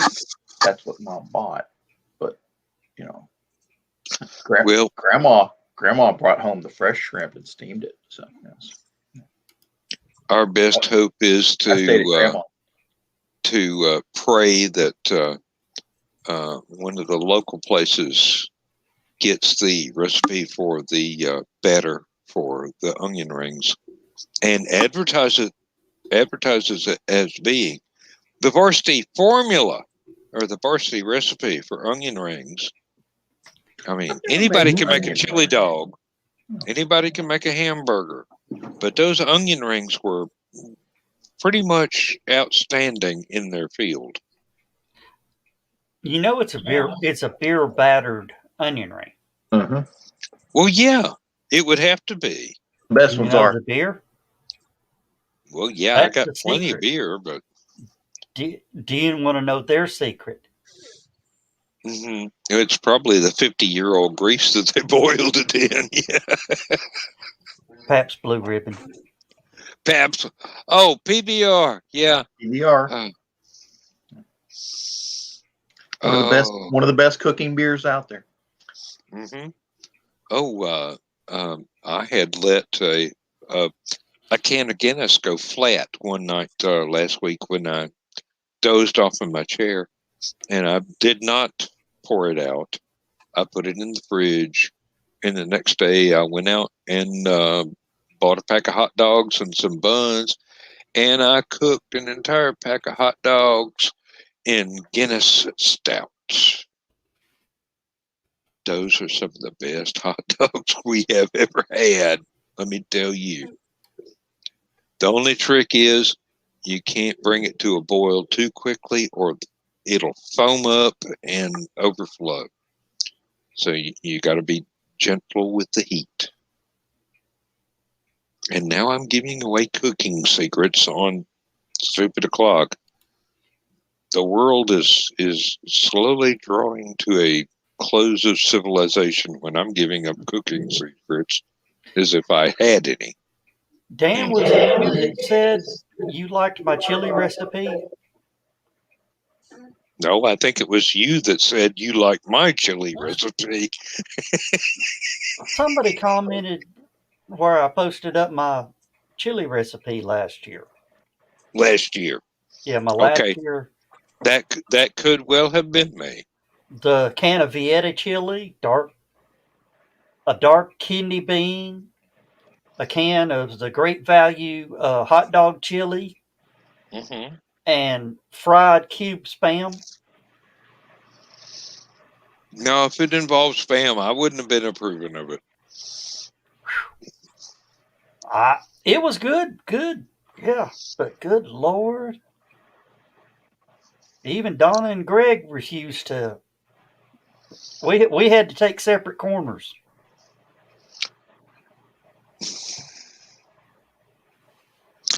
Now I posted the recipe that the chili I cooked this week. A couple of days ago. Oh yeah, that looked good. Yeah, and I did take a photograph of it once it was done. It looked good. Believe me, it is good. It's not hot. It's not overly spicy. It is very filling.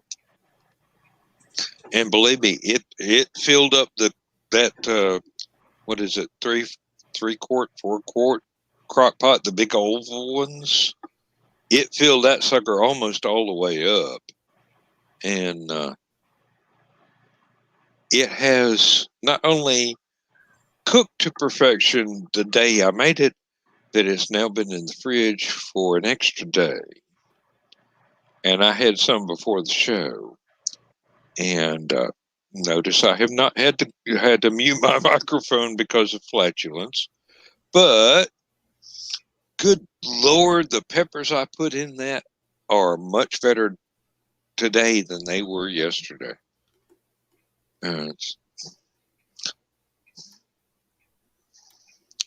My sister used to have a restaurant in one of the local towns, and she had a lot of fans of her restaurant. And I kept thinking, I could come in and cook some of the stuff that I do, and you would never have gone out of business to start with. Oh, yes, Lewis does that cooker. Lewis is just an artist. Yeah.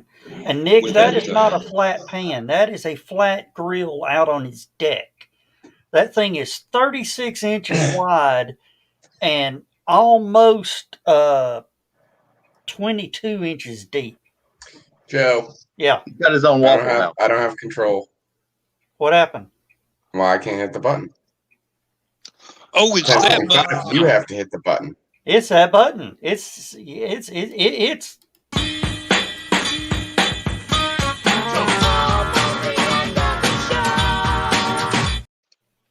Well, you may not have control of the button, Skunk, but you do have the ability to remind us that it is time to hit that sucker.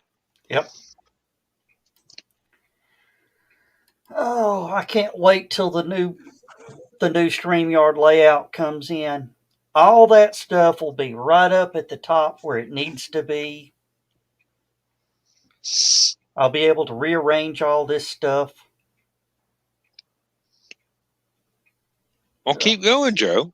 I mean, we don't have anything else to talk about for the next 2 minutes. Tell us what the improvements are going to be. Be able to organize our pictures and our videos in the order we want them to go. Like we can do the banners. Mm-hmm. And also,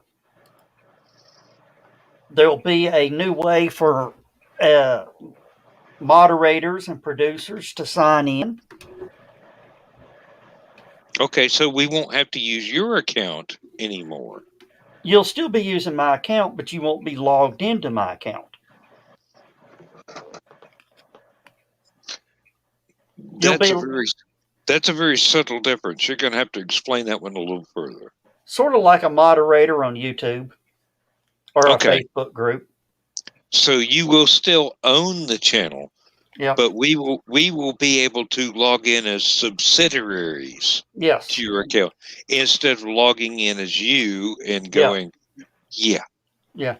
I would be the only one with the ability to delete files, add or delete files, Certain settings for scheduling shows can be sent to some people, and everybody would be able to start, stop, and play the videos.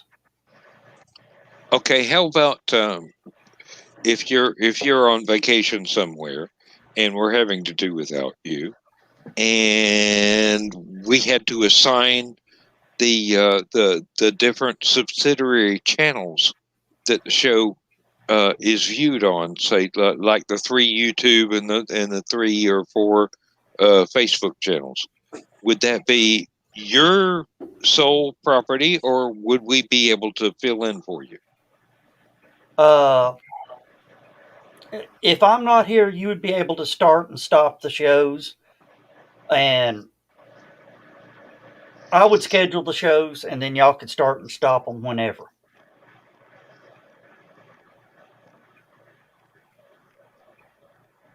Well, yeah, that makes sense. Would you still have to assign the channels it was broadcast to, though? I mean, you're on vacation.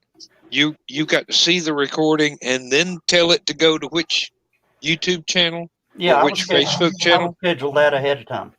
Oh, ahead of time. Okay, that'll do.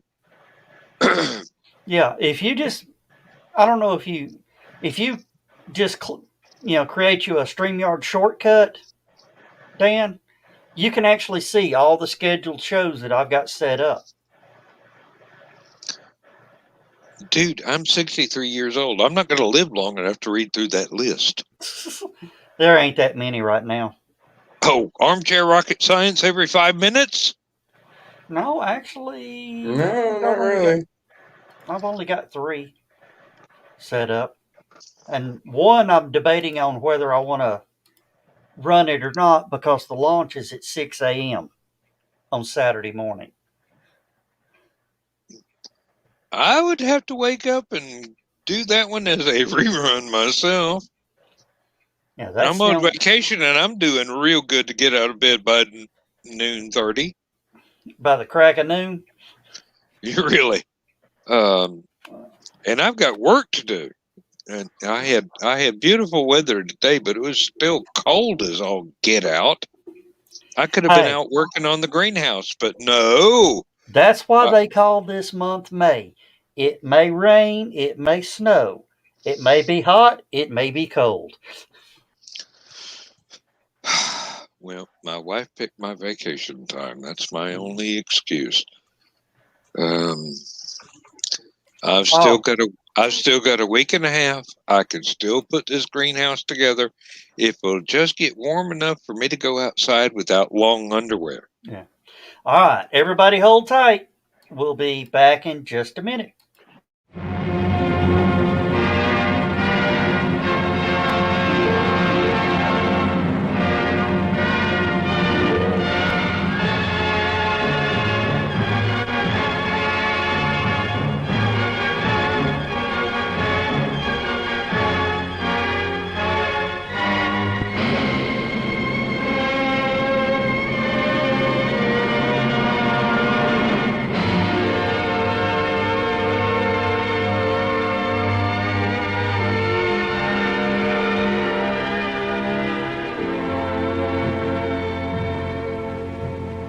I have slipped the surly bonds of earth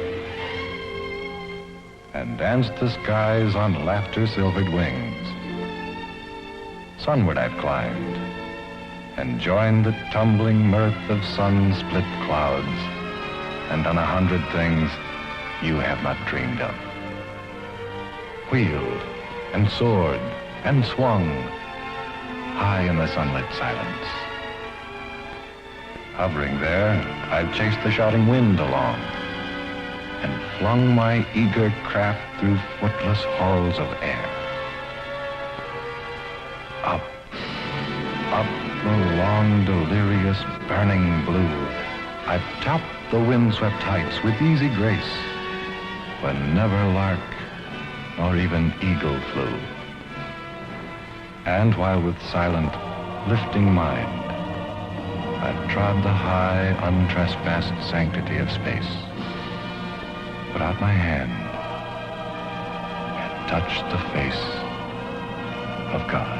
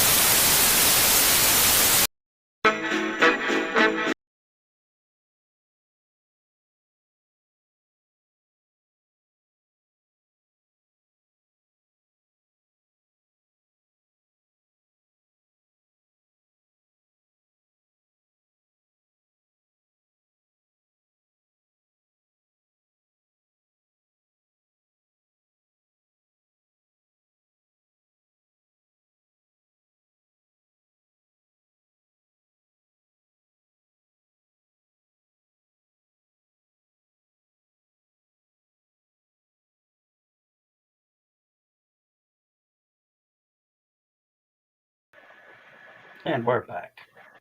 Are we now? I'm going to tell you that view. Scoot out of the way. Let's look at that crack just a second.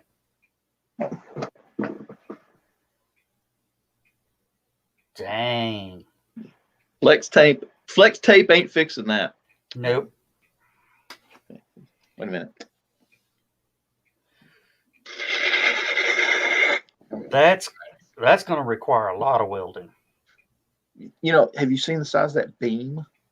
Oh yeah, that's like 2 foot square. You know, you can't tell it in this picture, but it's darn near 2 foot square. across. I'm going to tell you right now. I'm trying to find a picture. They showed a guy sitting there next to it, about where my head is actually. He's taking pictures of it, sitting on the beam. And there's another guy back behind him looking at that plate I was telling you about earlier. Yeah. It looks like it's got 2 cracks in it. So I don't know if that's just cracks in the paint or watermarks or what. But. Yeah, no, that. And you can barely tell it in this picture, but if they show it from above, that thing's offset like 3 inches. That's what I'm looking at. I can see that. That looks more like. I can't believe it's 2 foot. That looks more like 4. No. The guy was sitting. 3. The guy had his legs straddled across it, so okay, it's not that darn big. But no, that's a replacement. That's not a. Yeah, they're going to go ahead and take that whole plate out. They're going to take 2 plates out, one on each end of it, then put the new beam in, and then bolt everything back into place, and then repaint it. Yeah. Oh, it'll probably be painted before it ever goes in. No, well, they'll have to that's plastic coat paint to keep the water out of all the. Well, it's supposed to keep it from rusting and cracking. But no, that will have to be. I know that will have to be totally replaced with a solid piece, and there will probably have to be a brace put under it, which means an entire new pylon. They'll replace all the parts there. Yeah. It'll be 100. It'll be 100% replaced parts. They won't recycle anything or try to repair anything. No. I'm just saying. Evidently, I'm a whole lot more safety conscious than they will be, because whatever caused that to crack like that, I doubt seriously it is a metal fatigue problem as much as a design problem. No, I don't know. The design doesn't look bad, but just something happened. We don't know what. I would say the thing didn't have enough supports all the way across. There were too few and too far between. But unless that one is right on a pylon coming up out of the river. No. That's out in the middle. It's right. It's about one span. Oh, if you look in the back, you can see the span coming down. Well, let me do it. You see the span coming down an angle. If that keeps going, the next section hits the piling. Okay. That's like one section away from the piling.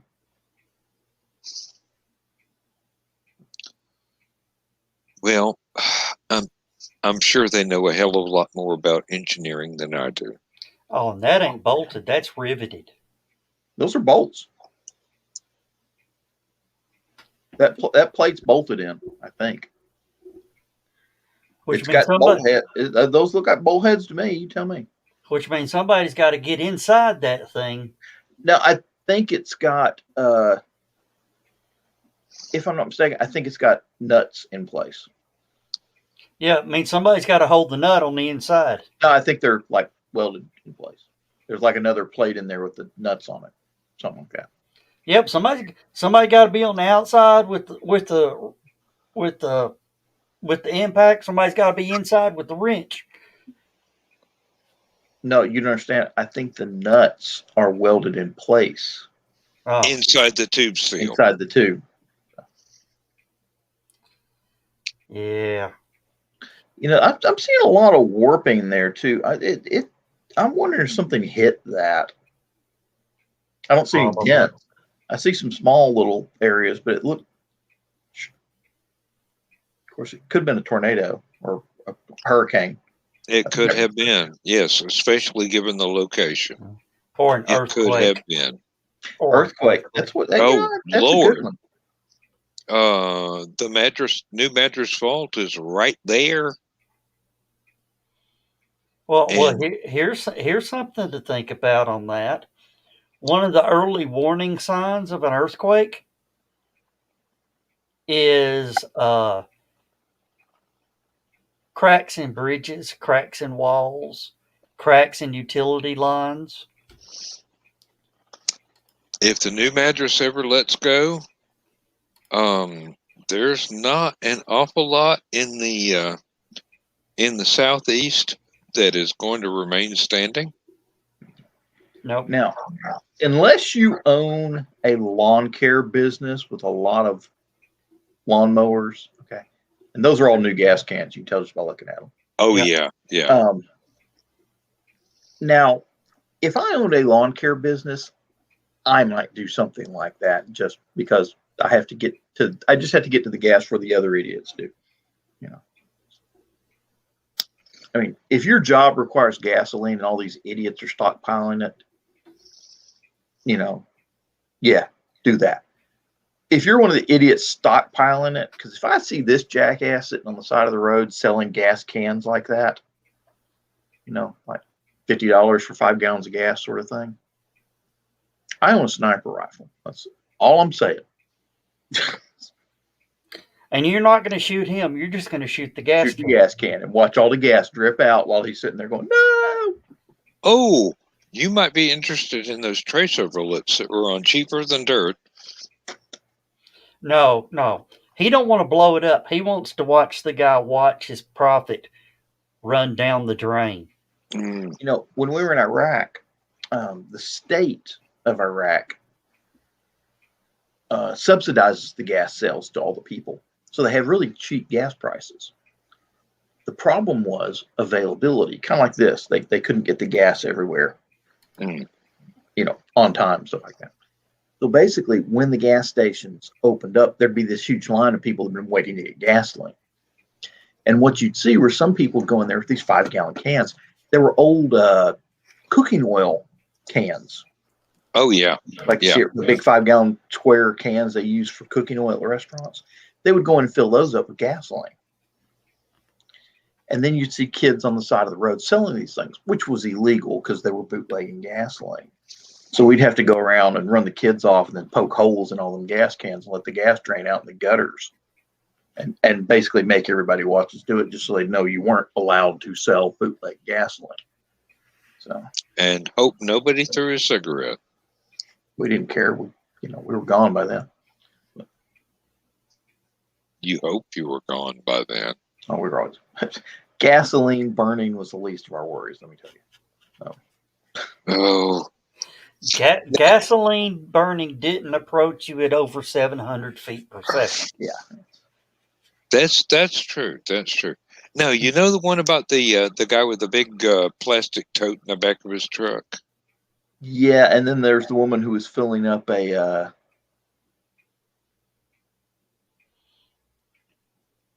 Oh, her Walmart bags. Yeah, her Walmart bag. Oh, there was another one with a woman filling up a laundry hamper that wasn't even solid sided. It was lattice sided. And I knew that was bullshit when I saw the photograph. Oh, and the one. The thing about the guy with the big plastic, I think it's about a 300-gallon tote On the trailer. On the trailer. Yeah.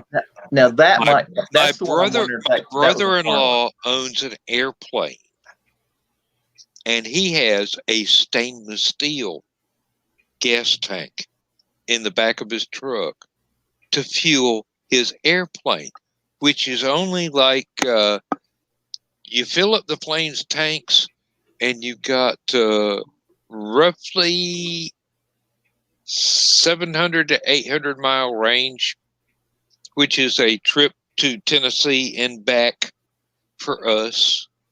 But he would always top off the tank at the airport in Tennessee, which is a teeny tiny little airport. Let me tell you, it makes Athens Ben Epps Field look like a Hartsfield International.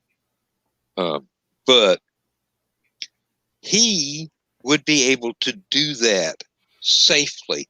And back when he was flying his plane regularly, he would do that. He'd go right on up to the Walmart gas station and fill up that great big old huge tank, and nobody would blink because there wasn't any pipeline breakdown. There wasn't any shortage. It was just a regular thing where, oh, I'm going to fly my family to a family reunion in the next state. So my airplane has to have gas. Now, if he had done that during this period of time, Oh, they could be losing their minds on him. oh, hell yeah. Not only was he getting a lot of gas, but it was actually a safe container Oh, yeah. designed for gasoline. And not just regular gasoline, but the really high test. Oh, do you know the people that are just laughing their asses off at all these people hoarding up the gasoline? The ones that know that gasoline only has a 3-month shelf life? No, the owners of Teslas. Oh. Well, actually, some of those are not laughing their ass off. They're going, why are the recharging stations offline?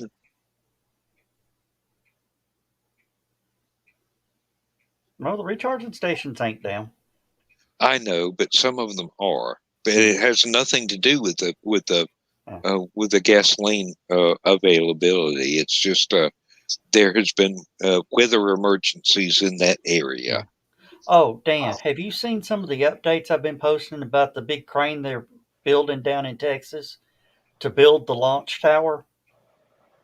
No, I haven't seen that, actually. I thought I'd seen everything you posted, but evidently Facebook is not showing me that. SpaceX had to file a permit with the FAA for this crane. For the crane. It's tall enough to affect aircraft in the area. Okay, it's got to be about... That'd be about 500 feet tall, if I'm not mistaken. Anything that approaches 500 feet has to have all the lights and towers and everything like that. My guess was 1,000 feet, but 550 feet tall. You ain't getting me in a bucket lift going up there. Let me tell you that right now, Sonny. I know how much them things sway around in the wind. And it's going to be lifting, I think it's 40-ton segments. That's going to be a heavy-duty crane right there. That's impressive. It's the third largest crawler crane in the world. And you know, if Elon doesn't license that for the basis of a CGI special effect for some sci-fi movie, he's going to be missing a bit. Because I bet the ground unit for that crane is a nice, beautiful piece of engineering. Oh, it's a lever. Yeah, they had to ship the crane from Germany. Well, they had to do the same thing with the combine that my dad owned. It was a class.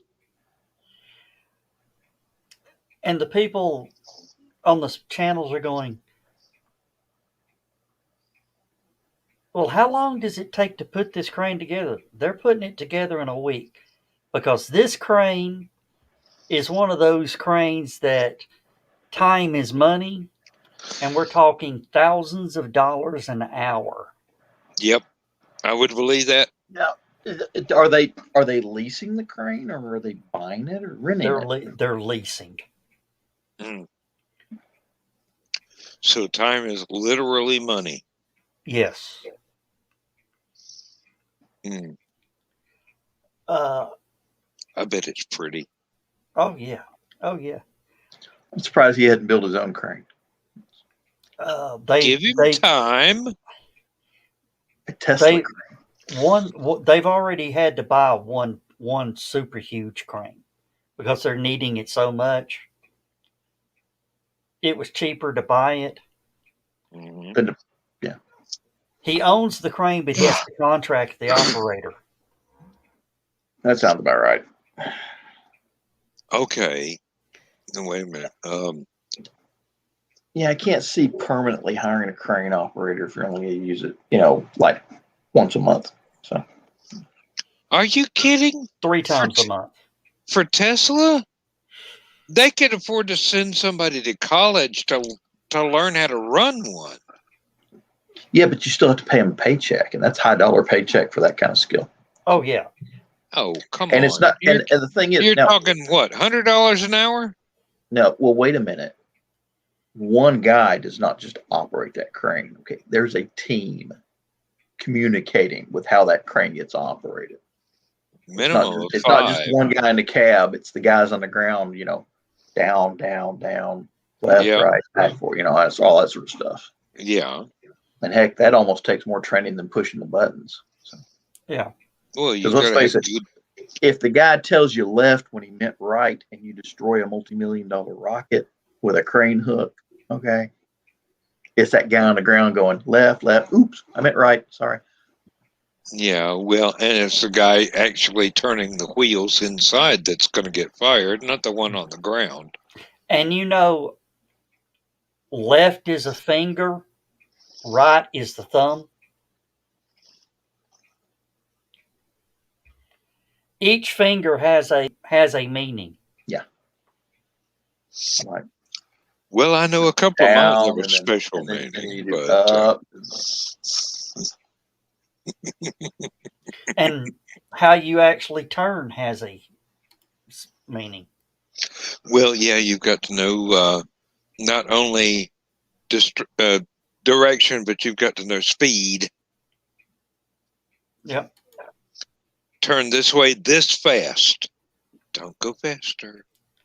Okay, lift this fast only. With this pinky now, I couldn't even be a crane signaler. I couldn't signal because the pinky actually has something. I can't curl that pinky up. That is down. That is up. Left, right. Are you sure you don't want a beard? You probably stutter less. I can read the missing fingers just as well. But that is actually raise up and swing right. Mm-hmm. That is down. You don't swing left going down for some reason. It depends on the crane. Depends on whether it is mounted to the ground or whether it has wheels. You don't want to go, ah! Oh, footprint of this crane is 40 feet wide. That's not bad. It's kind of small. How big is the crawler that they use to haul out the Saturn V's? Bigger than that. About an acre. Yeah. Yeah. And had an awful lot more, let's say, not able to be rolled over ability. When they were hauling the crane, the actual cab and early part of the crane out, it took 2 of those roll lifts underneath it. The tracks were hanging off the side, and they were actually wider than the road. Yeah. And you've seen that road. That's a fairly wide road. Yeah. Well, in some cases, you had to build your own road. It's not DOT certified. It's something better than that. Yeah. They are trying to get permission to build a road across the swamp to move stuff, so they don't have to close the road to move stuff. Build a road across a swamp is going, oh, fuck, that's going to be expensive in my head. Oh, permit. You got to pay for the permits across wetland. It's a swamp. Oh, wetland. Okay, yeah. I can't hurt any snail darters or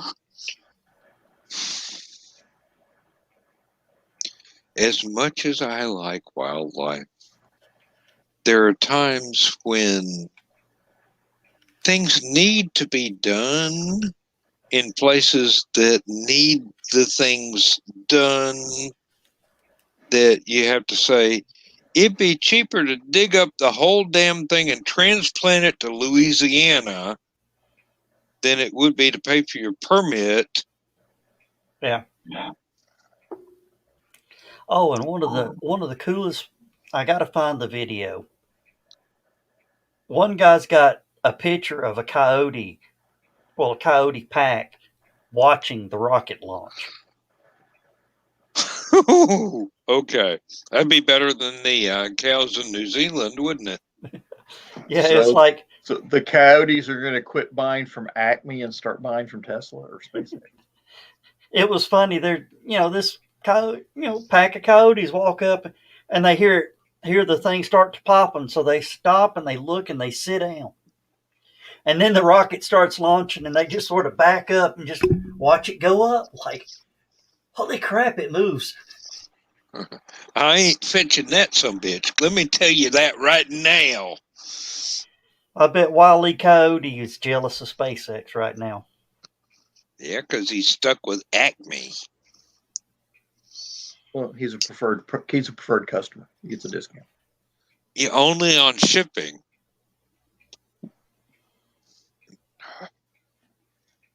Oh, it is really a wonderful time to be alive.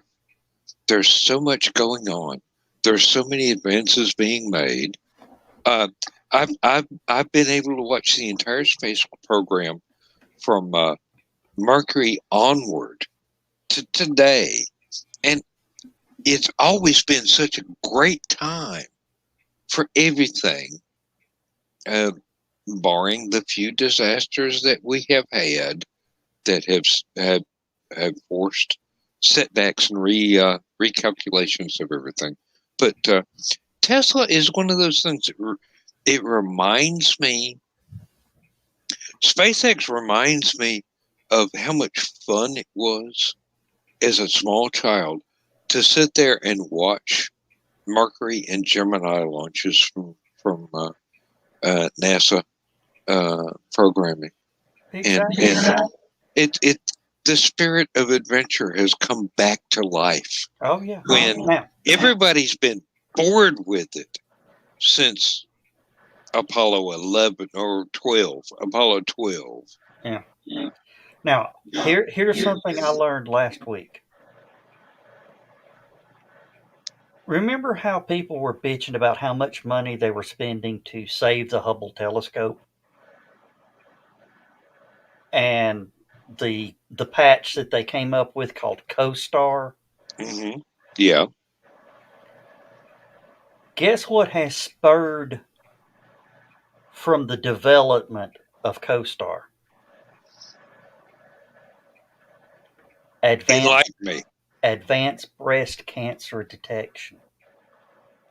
Well, of course, it's always the accidental, the things that come out that have nothing to do with the original research that spur the most benefit to humanity from that original research. Yeah.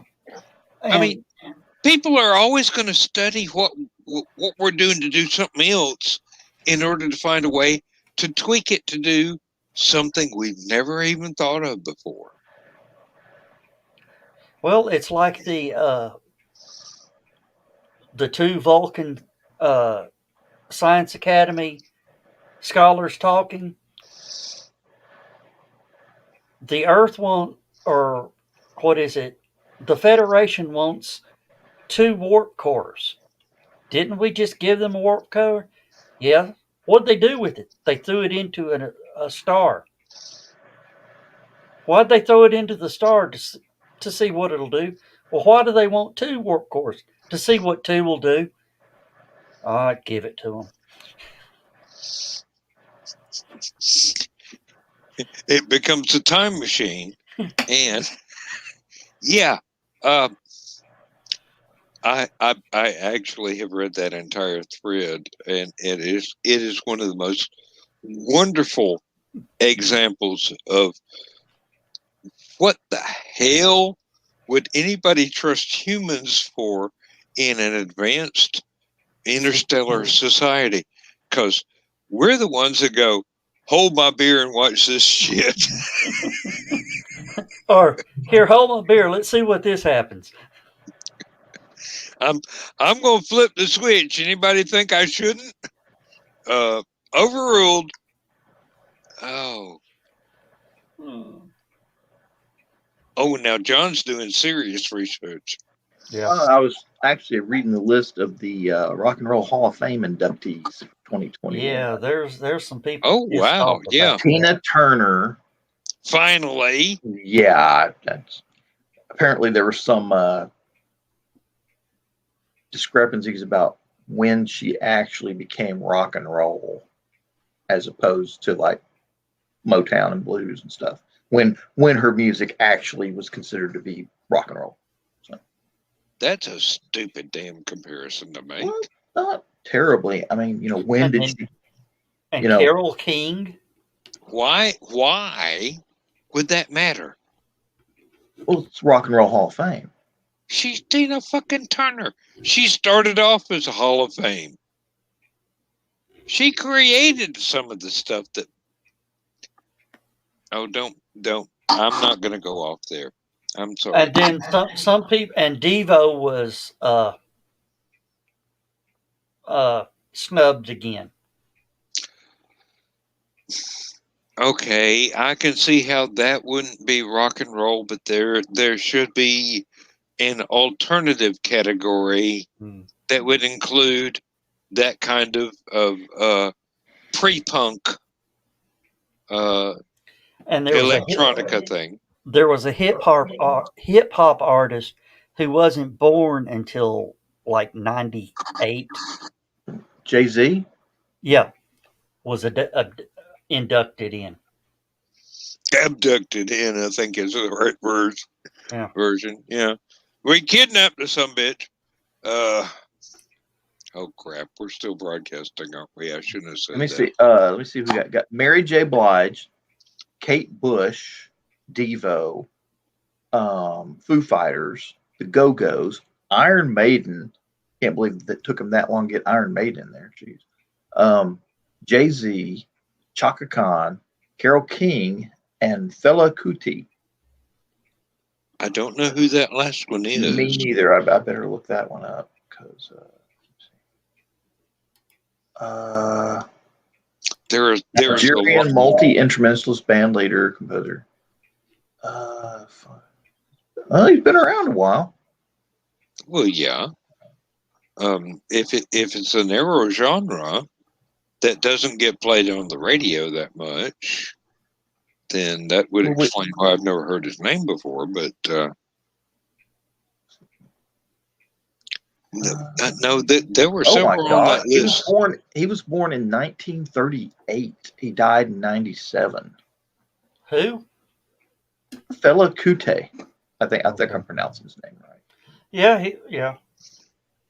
Then he should be. I actually think some Hall of Fames you shouldn't even be inducted in until you're no longer breathing.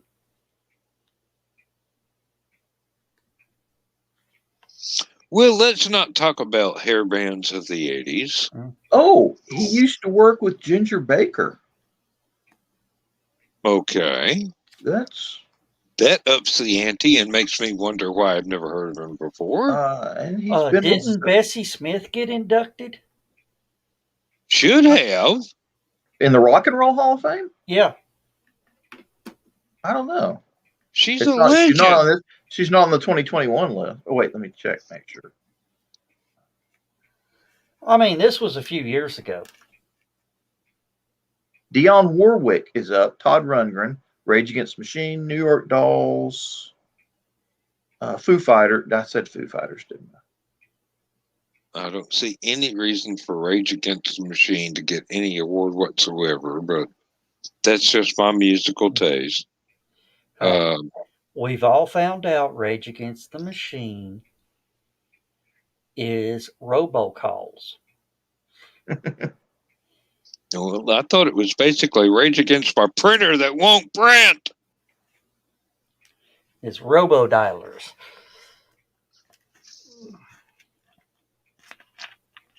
Yeah, they never did specify which machine they were raging against.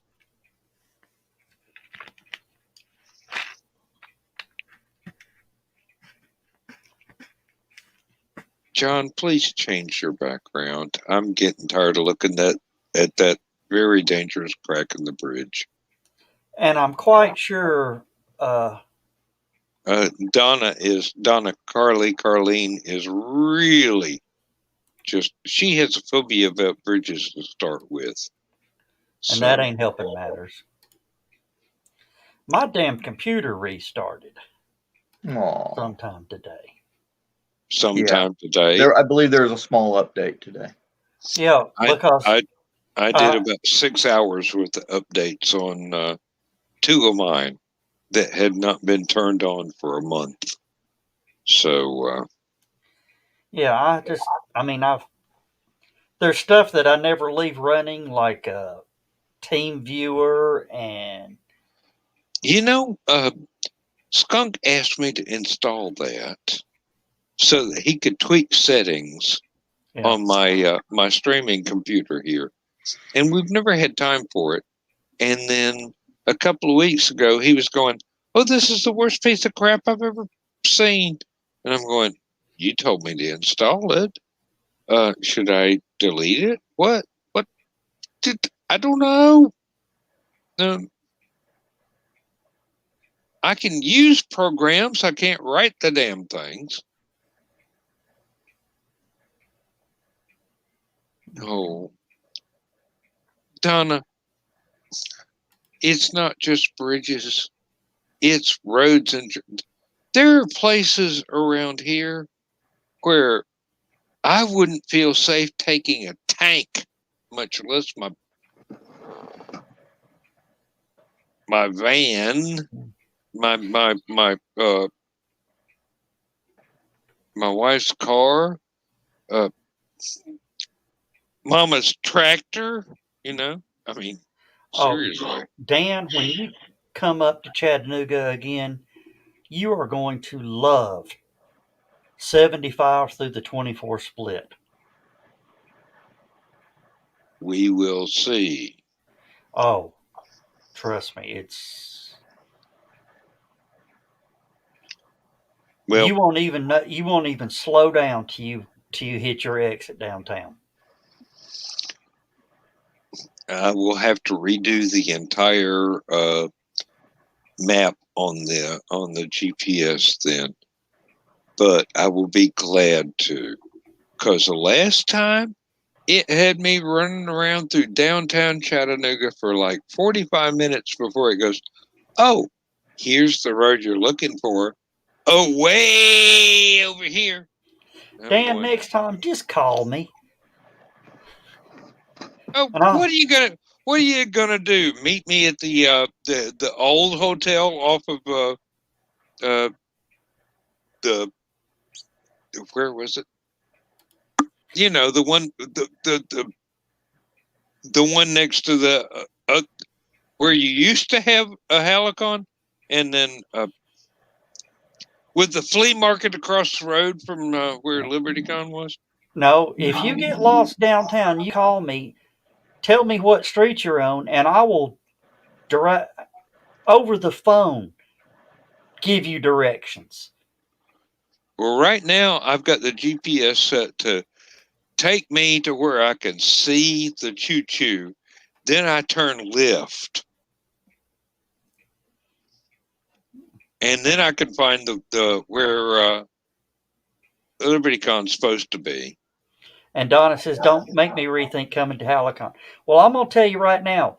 When you get to Chattanooga, all the bridges will just about be brand new within a year old, if that old. Some won't even be 6 months old. Now wait a minute. They're up north. They won't have to come through most of the crap that I'm complaining about. Yeah. Um, it'll be a fairly straight shot, basically, for Donna and Carl. The only problem they got to worry about is Monteagle. Coming from the north. Yeah. Well, that's something I don't even have any experience with. So, now I It's will. only a 6% grade.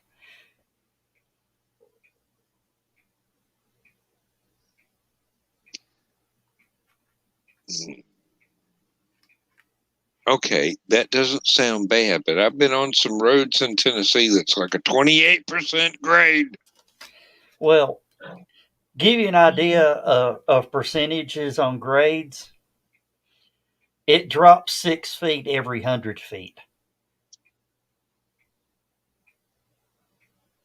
The one I'm thinking of drops 100 feet every 6 feet. No, that's straight down. Yes, I know it is. And there's a curve at the bottom over a river. And it scares the piss out of me.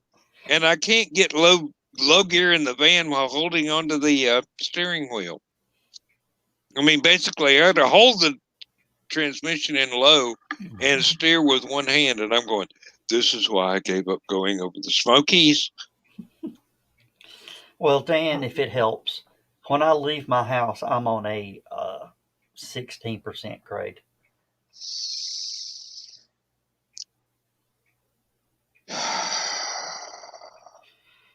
No, I don't think that helps at all, Joe. It doesn't help at all, Joe. No. That's why I'm so glad when New Madrid pops the dams around here, I'm still going to be on dry land. Joe, you might have lakefront property. Yep. You shouldn't have bought the Apache camper. You should have bought a pontoon boat. It's going to come in handy. I need one too, because when everything goes down, where I'm at is only going to be about 6 inches above sea level. I'm just waiting for the asteroid to hit off the coast of North Carolina. Well, that already happened once, but a long time ago. Yeah, what we our house may actually get a little bit of water damage from that one. Oh, just from wave action. Yeah. Like John said, beachfront property.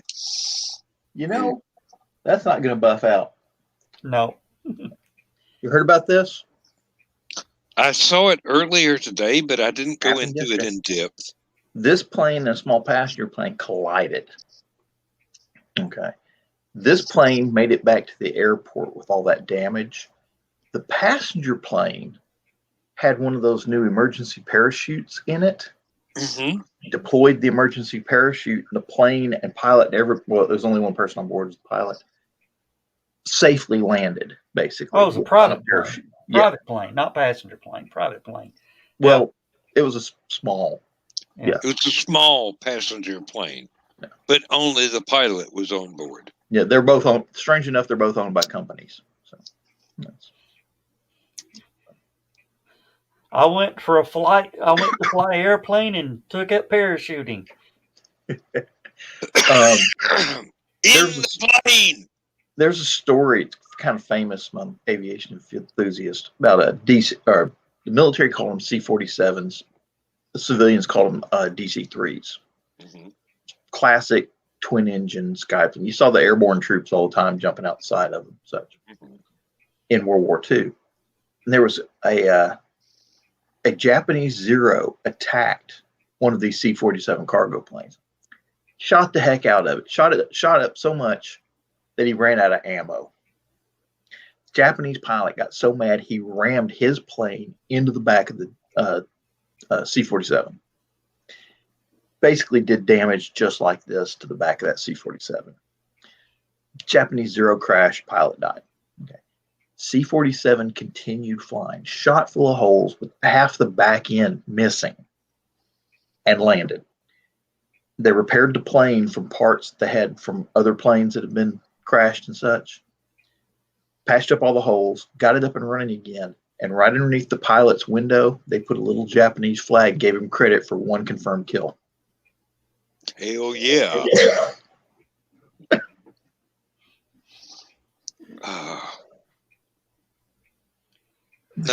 No, that's not the Goonie birds. Was it the? They call them sky trains.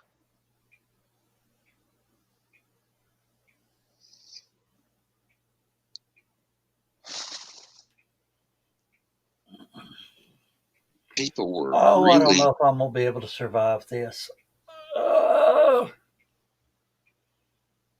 I'm trying to grow a beard. At your age? Yep. Wait till you're 17. This is nearly a month of no shaving.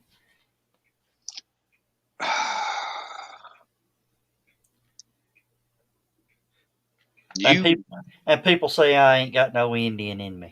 Oh, the C-47 did earn the nickname Goonie Bird in the European theater. Okay. No, Joe, you basically have the facial structure for the Van Dyke rather than the full beard. It wouldn't look natural on you to be as pursued as I am. You wouldn't look like yourself. But the spooky devil beard that you've got is just fine for Helicon. Oh, now, if I use some of what is that? Actually, there's a lot of hair right there. It's clear. There is zero pigment. Well, your age is telling against you. I'm sorry.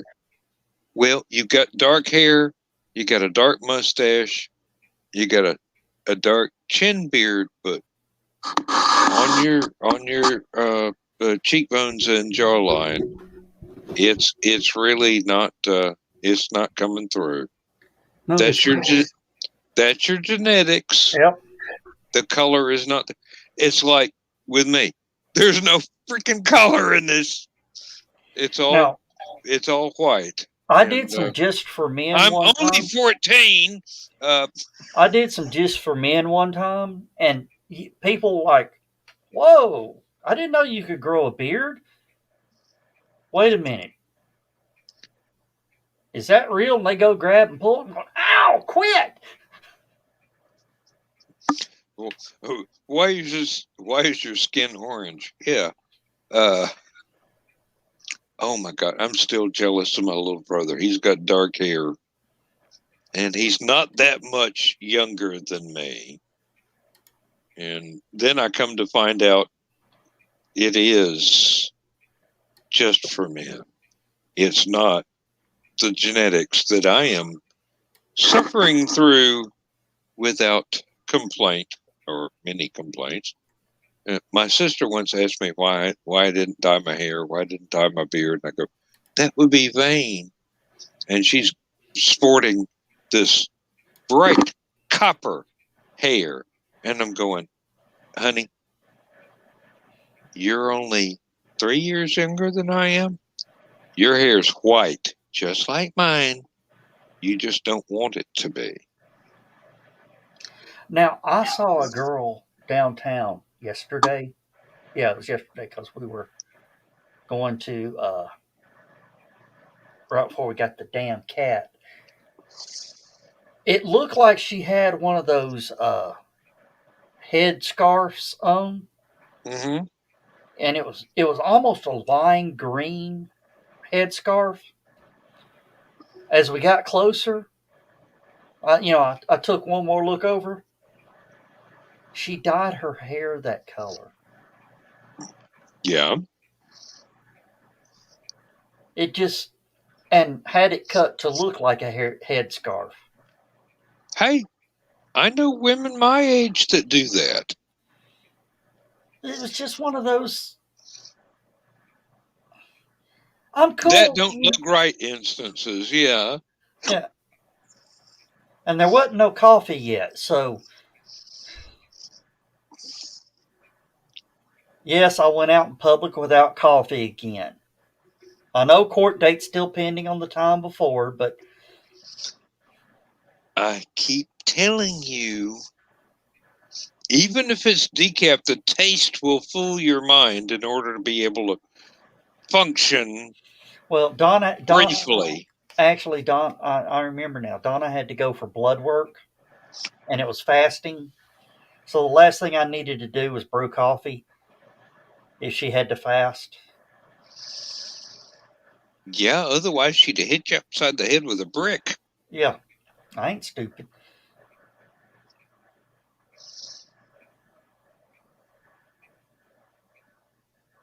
Well, I told you about how I feel about Donna, didn't I? Every time I look at her, I get a queasy feeling in my stomach. I go into sweats. I start shaking a little bit. It's not love, it's fear. Lie. What? Lie. It should be love. Believe me. No, it's fear. You're never going to survive to be 70. Why? Because you keep telling the truth.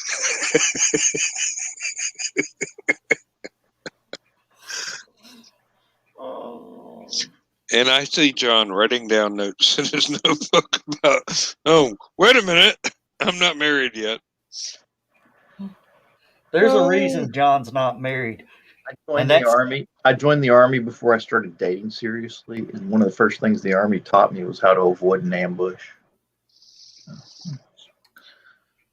Some ambushes are worth walking into, let me tell you. Hey, Bill, thanks for the comment on the damn cat. Oh, Bill. And good interview earlier tonight. Oh, Hey, guess what? Oh, it's that time again? No, I save 15% on my car insurance by switching to Geico.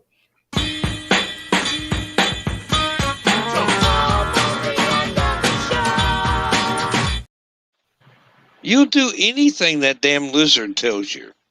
Yep. Why he eats Taco Bell? Here, lizard.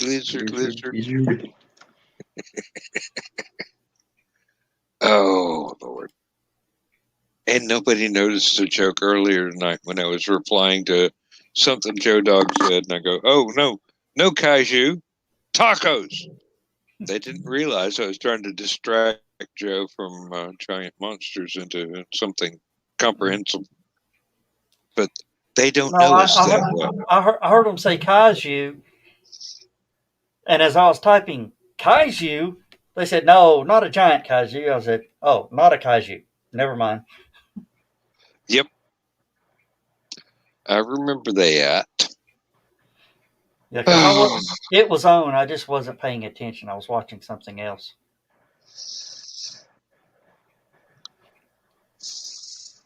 Oh, dang, guys. I am tired. Well, I'm hoping that tomorrow will actually be warm enough for me to go out and start tearing down the tool shed so that I can build the greenhouse. Today, it was nice and sunny. It was just cold as all get out. Have you got a tractor? No, I don't. My mom does, but my brother always has it. So I was going to say, if you had a front bucket on a tractor, that wouldn't take long at all.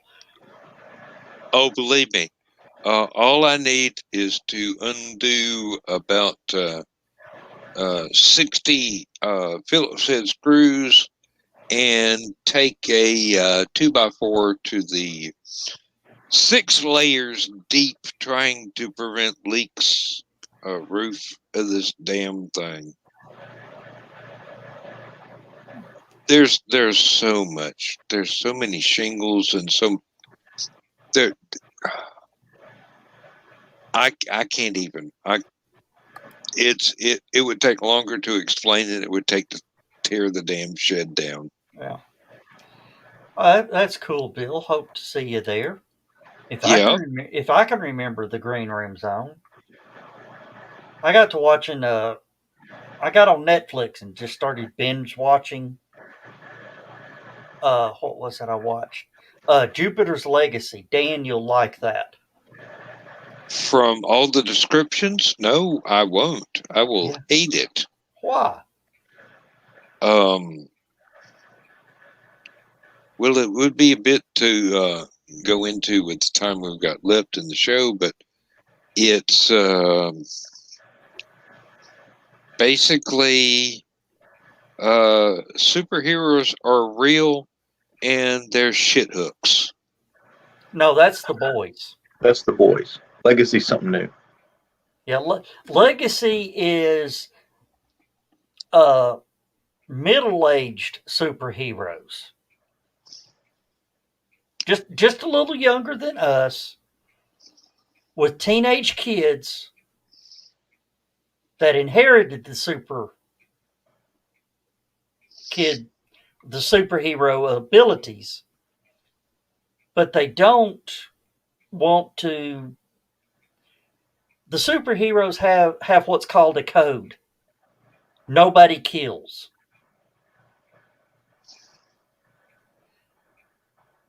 But now it's getting to the point to where the supervillains